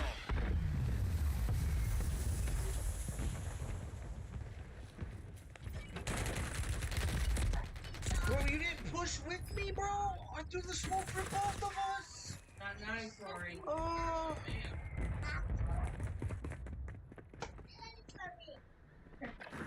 Put your shirt back on. You right here, right?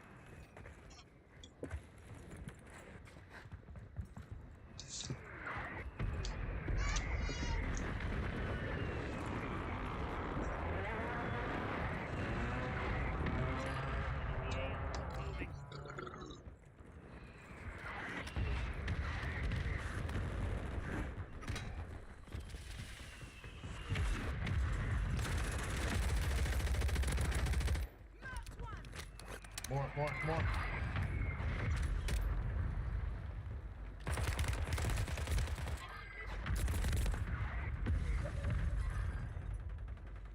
He's in the corner behind you. Only 10 were left. The enemy took that one, but we'll get them back. You're losing ground. Move.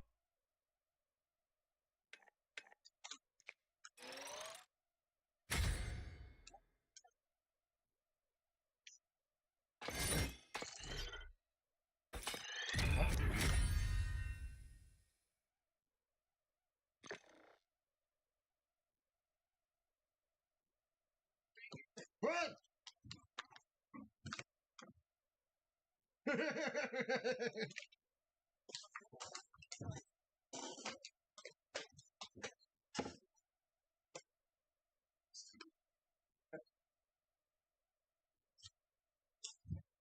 Where'd the baby go?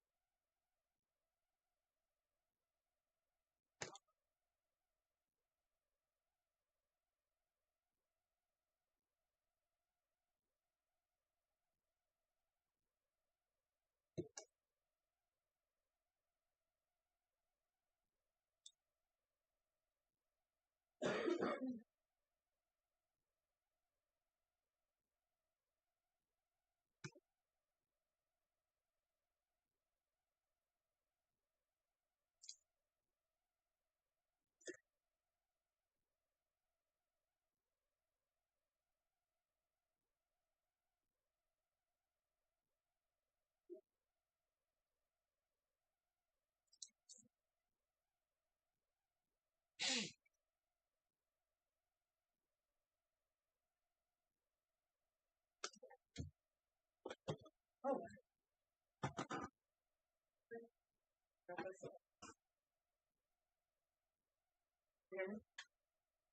Being brown now, such a The heck?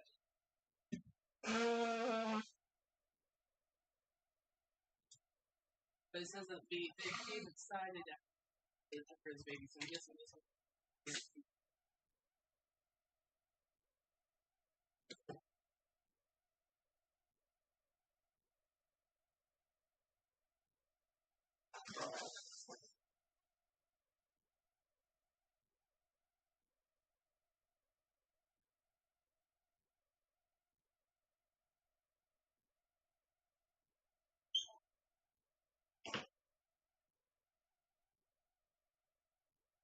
How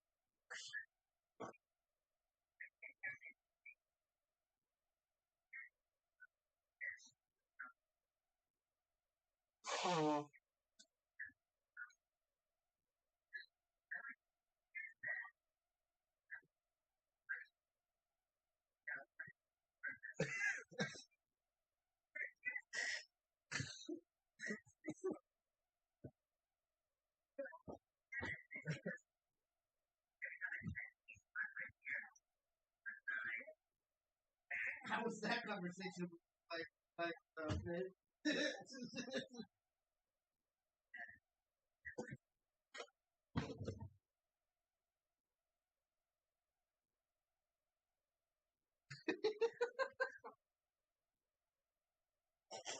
Well, now they have these things you can just buy.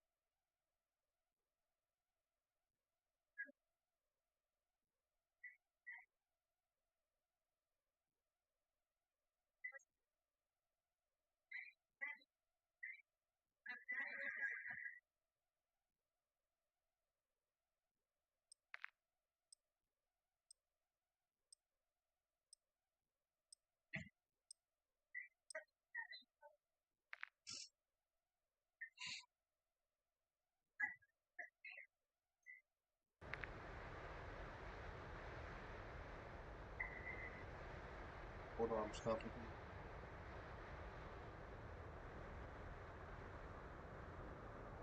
War Dog's typing in your stream. Photo. Gear up fast. We're about to get evil.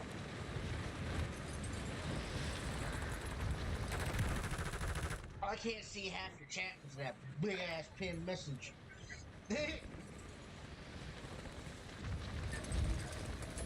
I see like 3 lines. I see War Dog's message, Patrick's message, and Zion's message. I don't see anything else.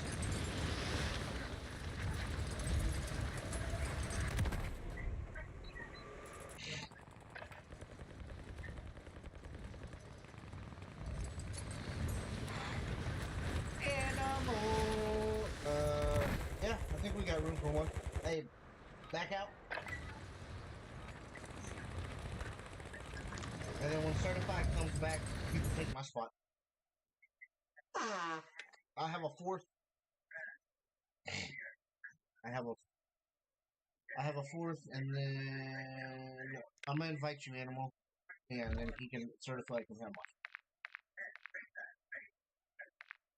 If I can find the fucking man.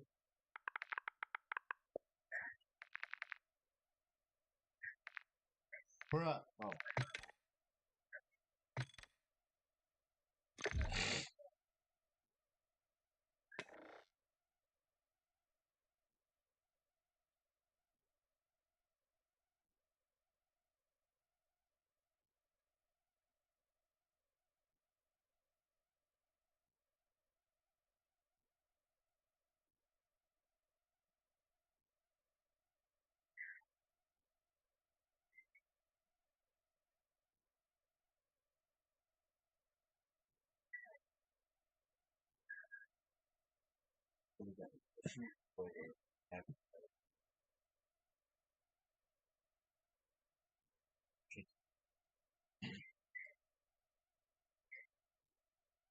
Hello, I invited you, Animal.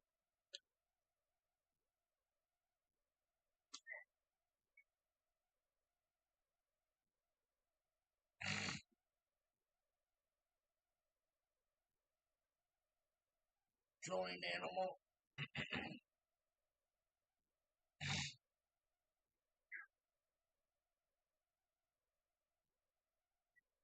You can do it.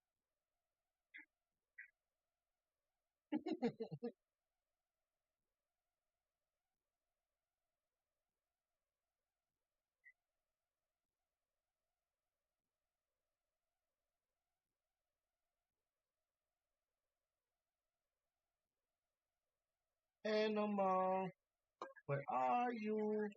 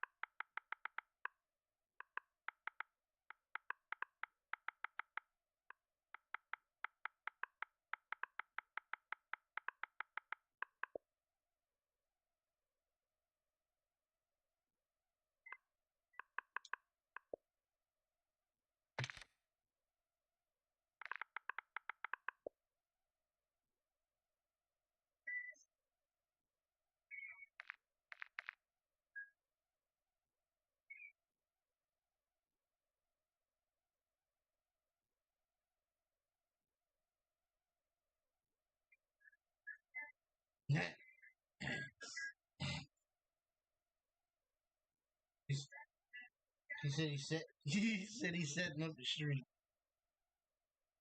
He said it's still loading some update.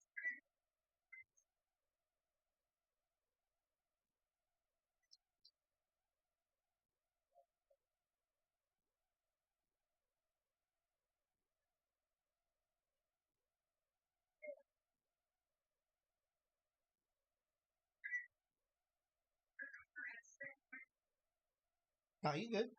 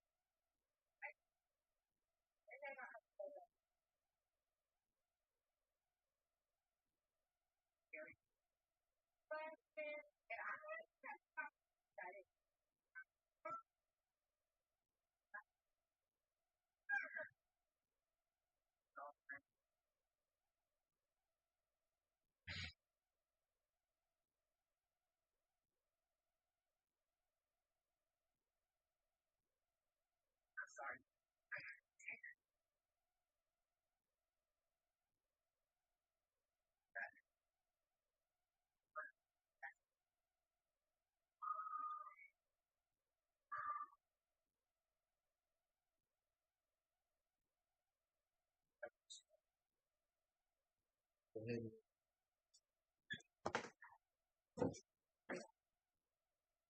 Yeah, just go ahead.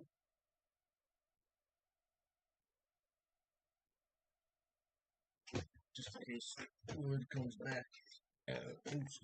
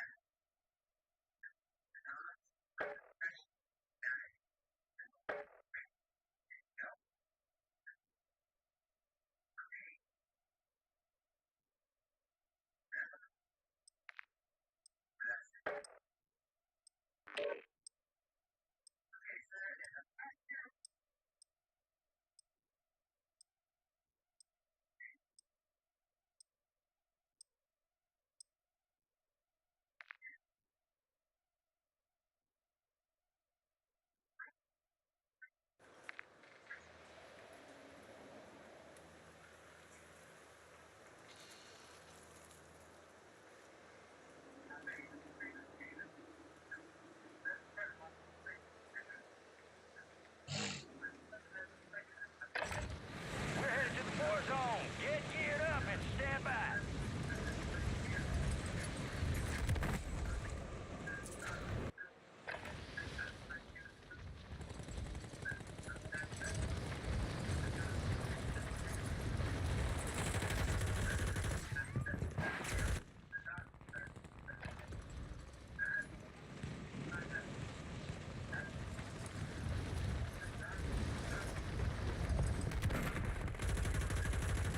don't usually feel the need to say so.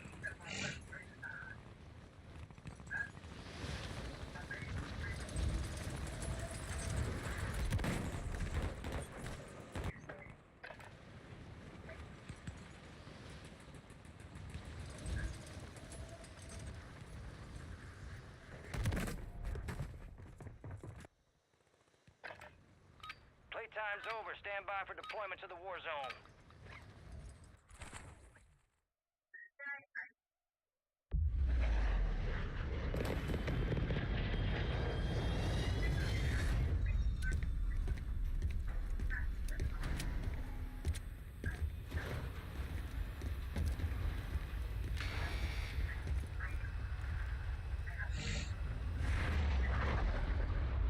Resurgence. Survive to redeploy fallen teammates. Kill to bring them back faster. Mark a drop point for your squad and take them in.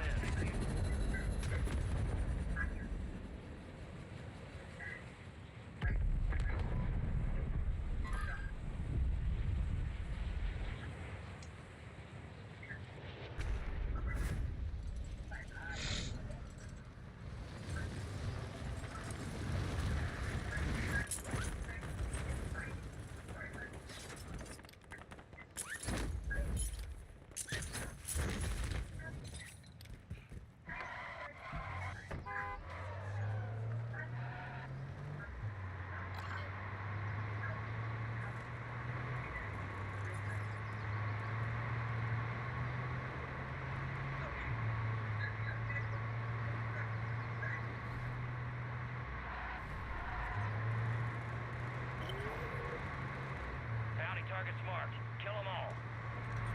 Occupation scan. The enemy's scanning the area. Keep low or use the water to stay undetected.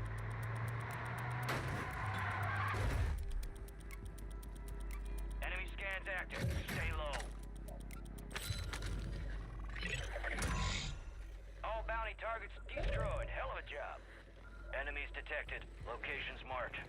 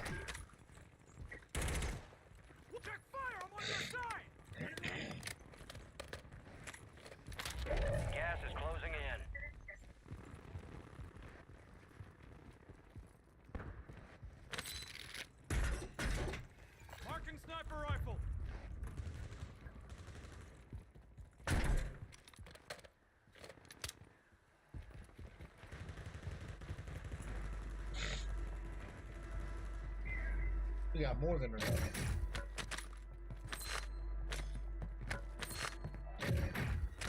Alright, your squad's in the red zone.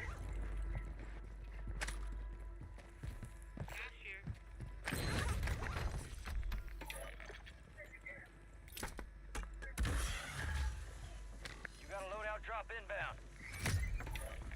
Requesting recon at my location. I got it. I got it. Dropping ammo here.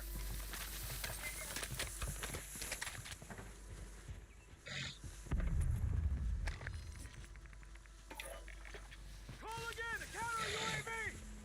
Solid copy. Counter UAV running signals interference. UAV is bingo fuel. RTV at this time. Loadout drop headed your way.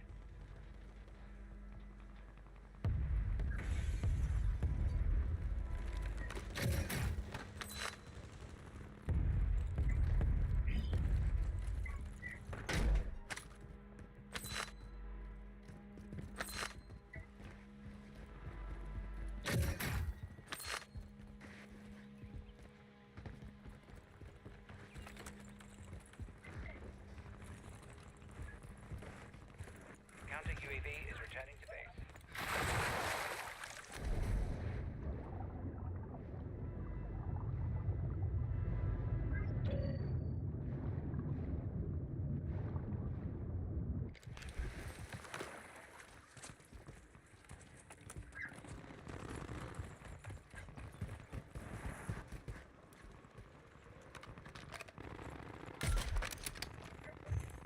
Moving here.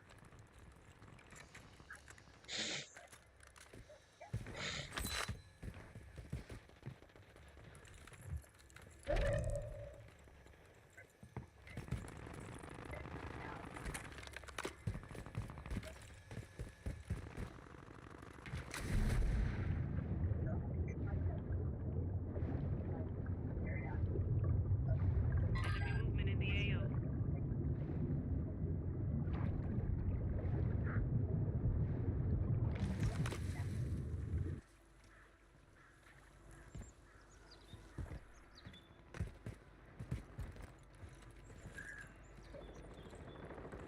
Moving. People with no pressure. Cancel last. Right here.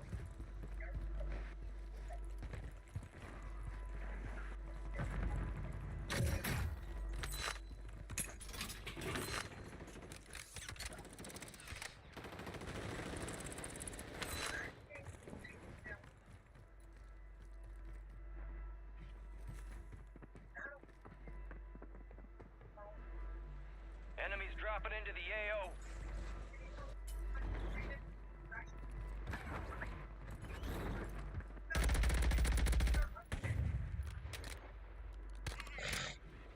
Moving here.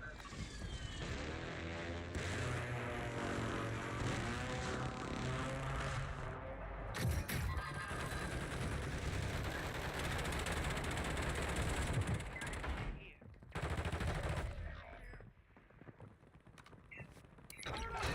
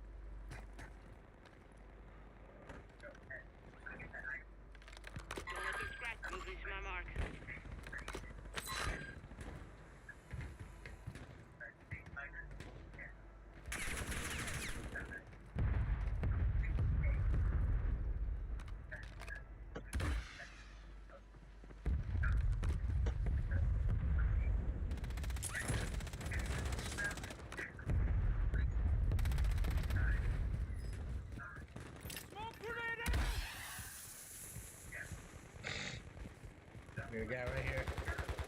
Moving here. 25 remain. Solid work so far. I need pistol rounds.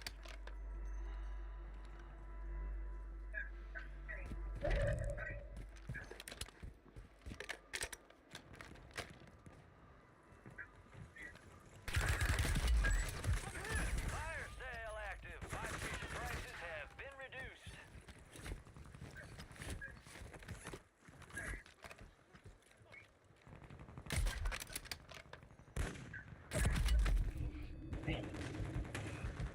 Enemies are dropping into the area. Watch the skies. Good to go. Hold on, Dre. Hold on, Dre. Hold on. Enemy mark moving. Tossing smoke grenade. Get ready. Resurgence window's about to close.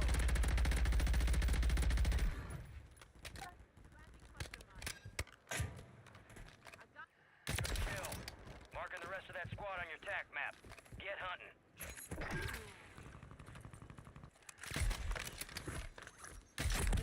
Ooh, nice shot. Taking effective fire. Fire sale's done. Prices are back to normal. Enemies dropping into the AO. Losing ground. Move it. Mark remaining operators from that squad. Got him. Hunt them down.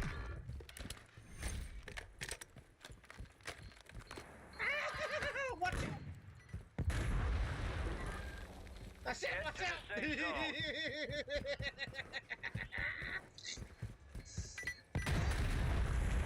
Usually feel the need to say so.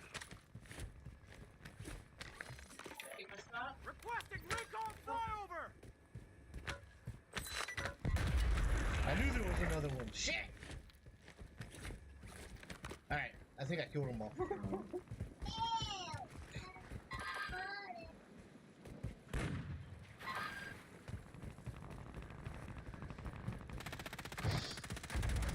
Enemy down. Enemies are dropping into the area. Watch the skies. Be advised, resurgence is no longer active. This is for keeps.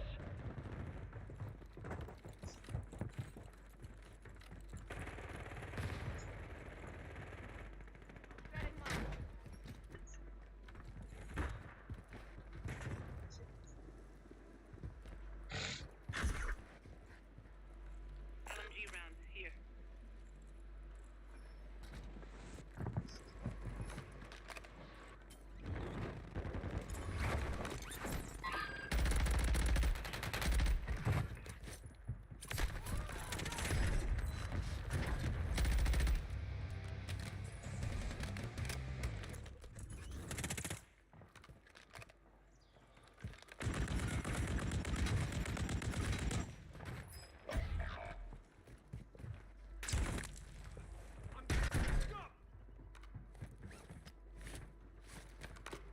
Got gas moving in. Bro, you're hiding in a corner like a bitch. Wow! There's two laying in a corner.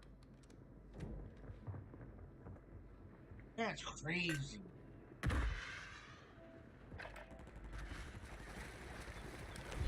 Fucking weird fucks, bro.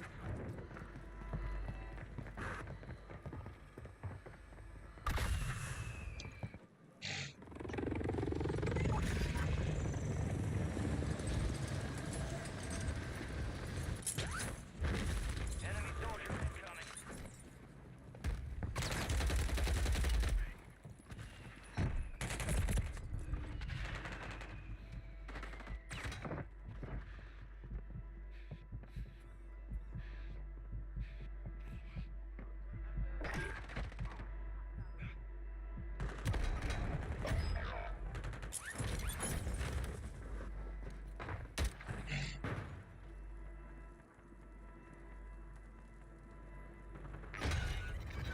Less than 25, we're still standing. We lost that one, but we'll get those sumbitches next time.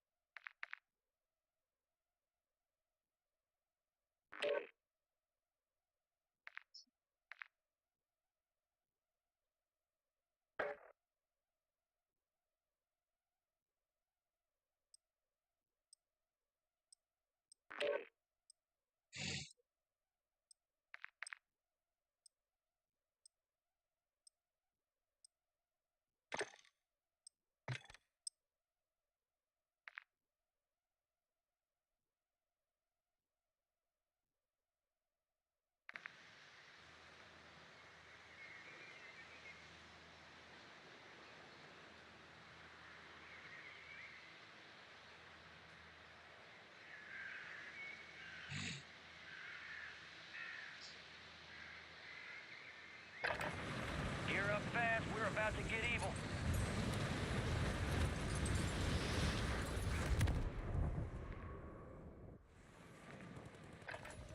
S'mores. My last one. Already 11:30. The hell? By the time this game's over, it'll be midnight. What?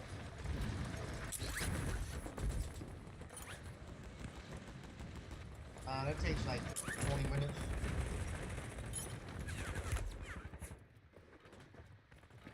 Oh.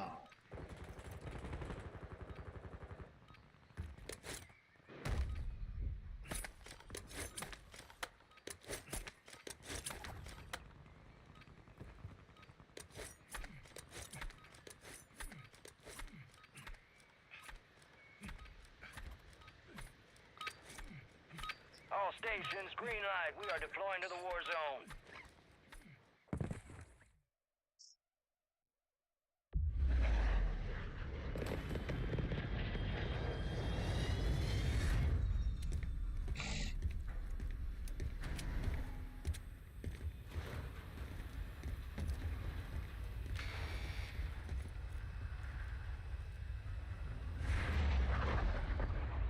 Resurgence. Survive and your team can redeploy. Eliminate targets to bring them back faster. All right, soldier, mark a drop point for your squad and go get after it.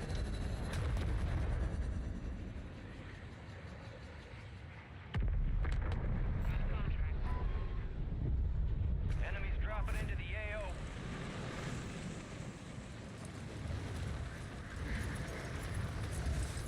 Oh. Yeah, this definitely my last one. Shit.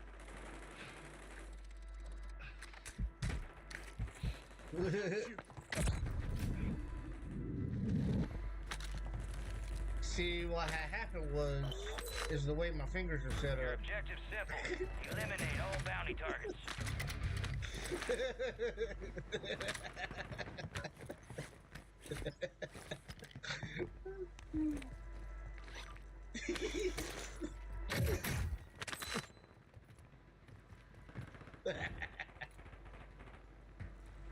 Enemies are dropping into the area. Watch the skies.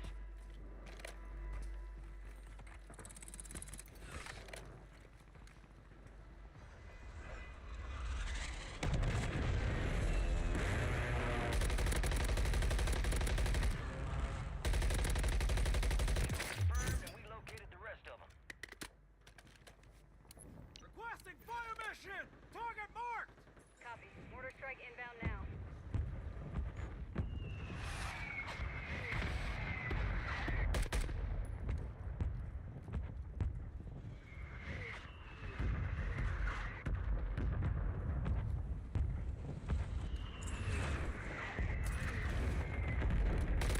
No hit.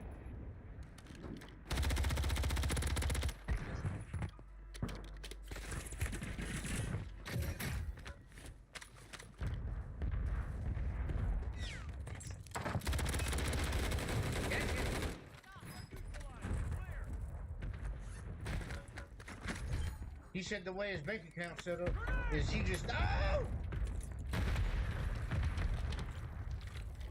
Give me that. Oh, I see him. I see him.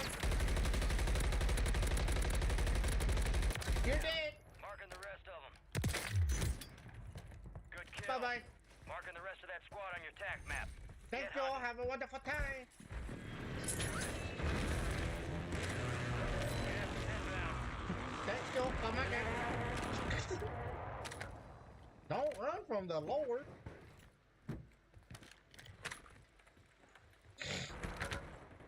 That sounds terrifying.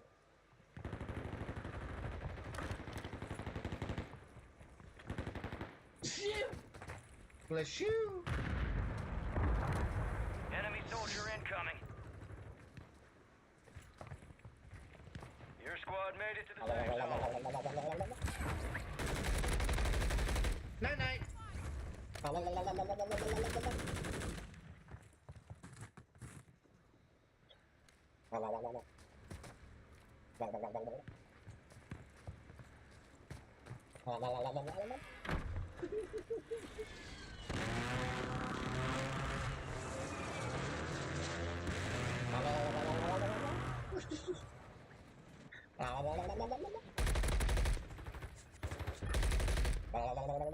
Lost that Yeah. bitch. Bounty contract's been pulled. Enemy movement in the AO.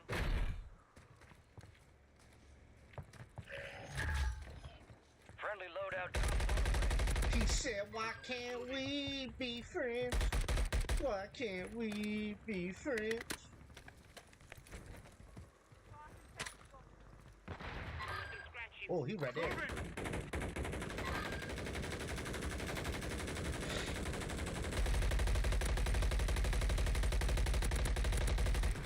Stay down. Oh.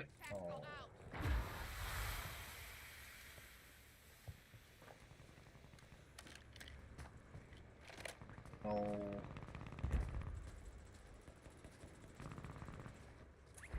No, no, no, no. Oh.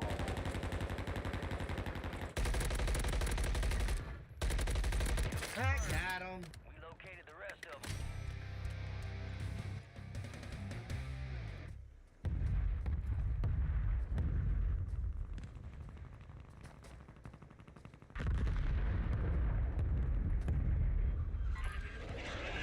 Are we gonna go over to our loadout? What are we doing? Oh. I was gonna go over. Enemies are dropping into the area. Watch the skies. Just over on you?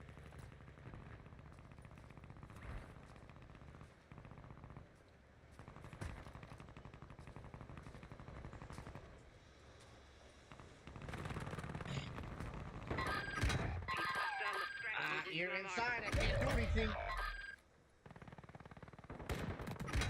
Down to you, soldier. Stay sharp.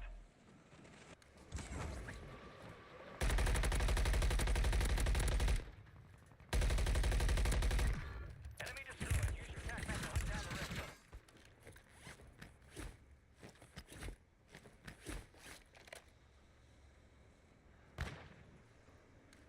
Got loot here.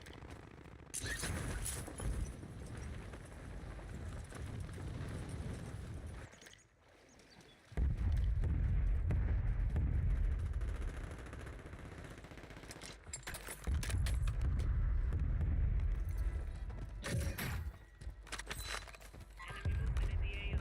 Hello.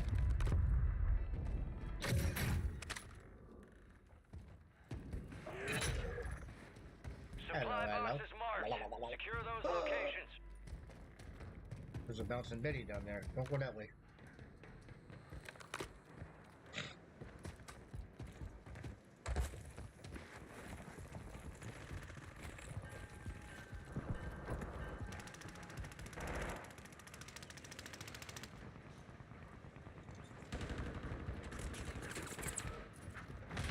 Gas is moving.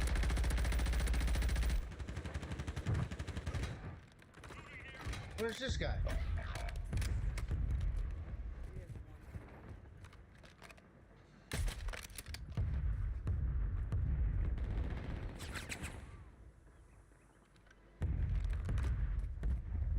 All squad members are in the safe zone. Enemy UAV overhead.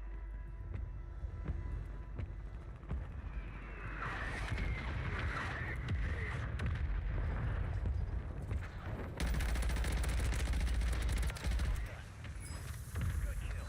Mark the rest of that squad on your attack map. I don't know what he thought there.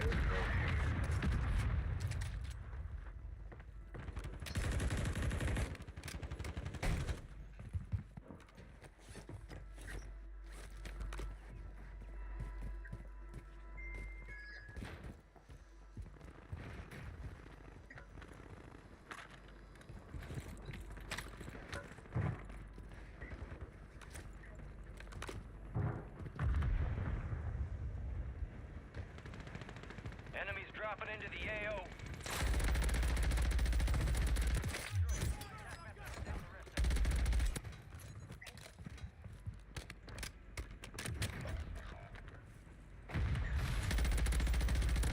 Remaining operators from that squad.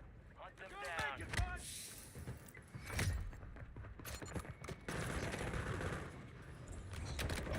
all on you.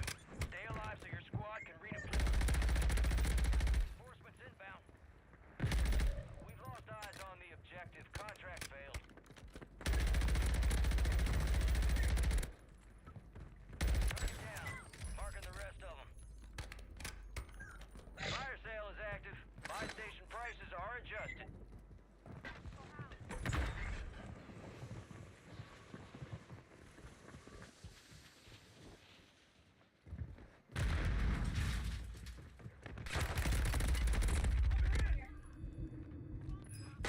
Oh! I got a dude on me, bro. Confirmed.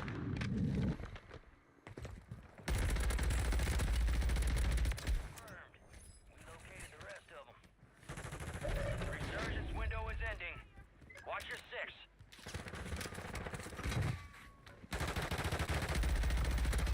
Hold tight, you'll make it!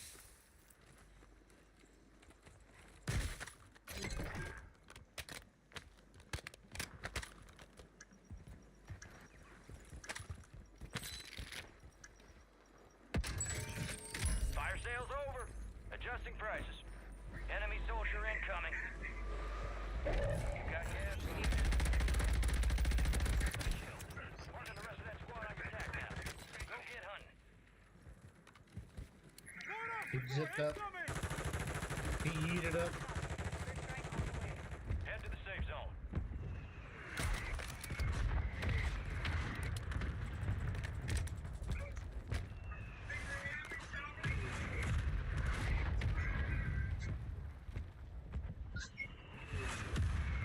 No hit, shots missed.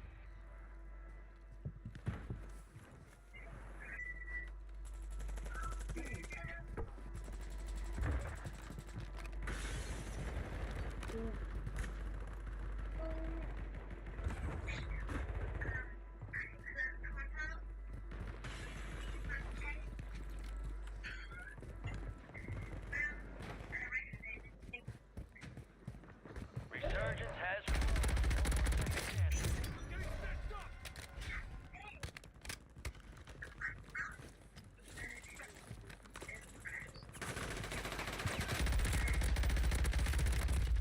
Sorry, stop. Oh, there's one more! One more!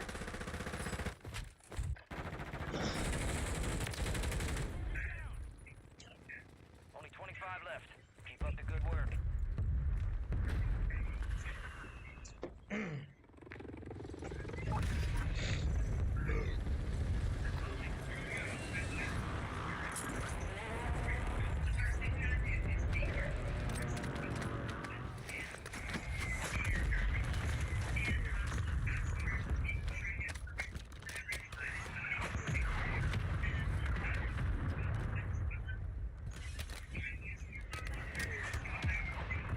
Gas is closing in.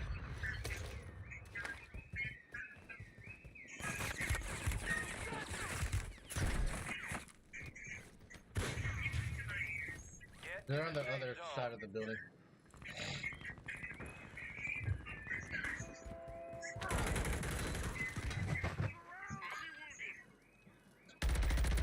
Hurt yourself, stop.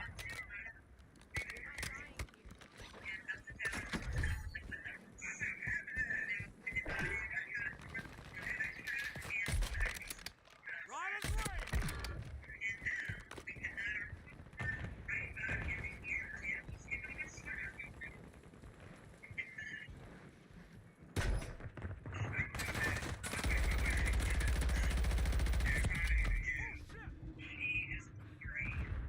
Nope, nope, nope, Not for that floor. nope.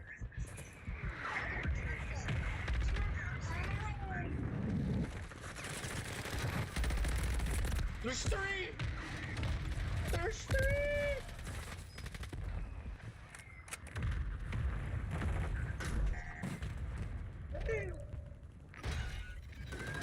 One of 25 Hey, hey, remaining. catch, They hit us hard that time. peep Let's at them regroup and kills get I back got. up there, yep.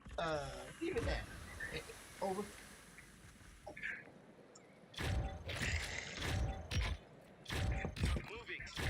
I just woke my wife up.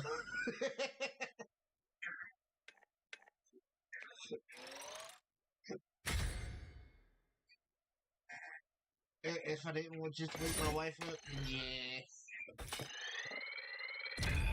I didn't mean to. Maybe.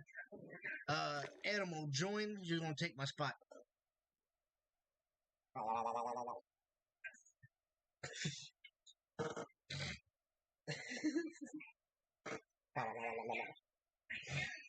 I'm gonna hop off, but go ahead and join them, animal. I'll be back on tomorrow.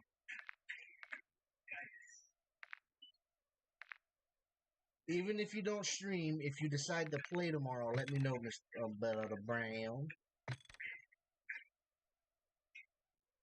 Alright. Alright, I'll be on probably shortly after lunch. Yeah. Alright, man. Y'all have a good night. And Dre, if you see me on, let me make sure I'm friends with you, Dre. Hold on. That way, if you see... There we go. Send a request. Alright. Alright. Yeah, I think I followed you the other day when you... Let me make sure. Yep. I followed you. Are you sure? Are you live right now?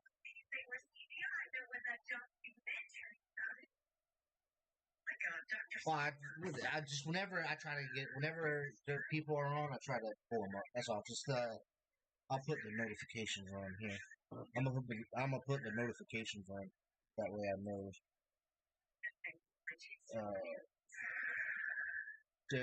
Death dealer.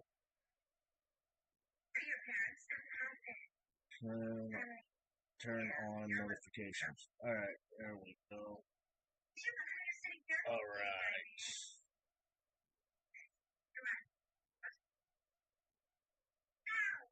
Yeah.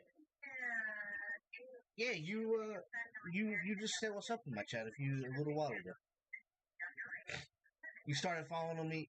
You started following me the other day when he was in Butter Ring.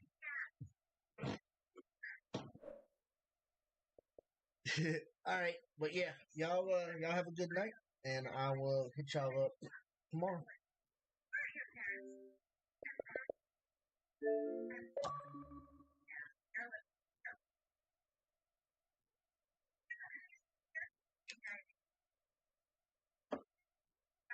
Alrighty, stream. That's gonna be it for me. Hope y'all have a wonderful night. It was a short but sweet stream. Thank y'all for tuning in. See y'all tomorrow.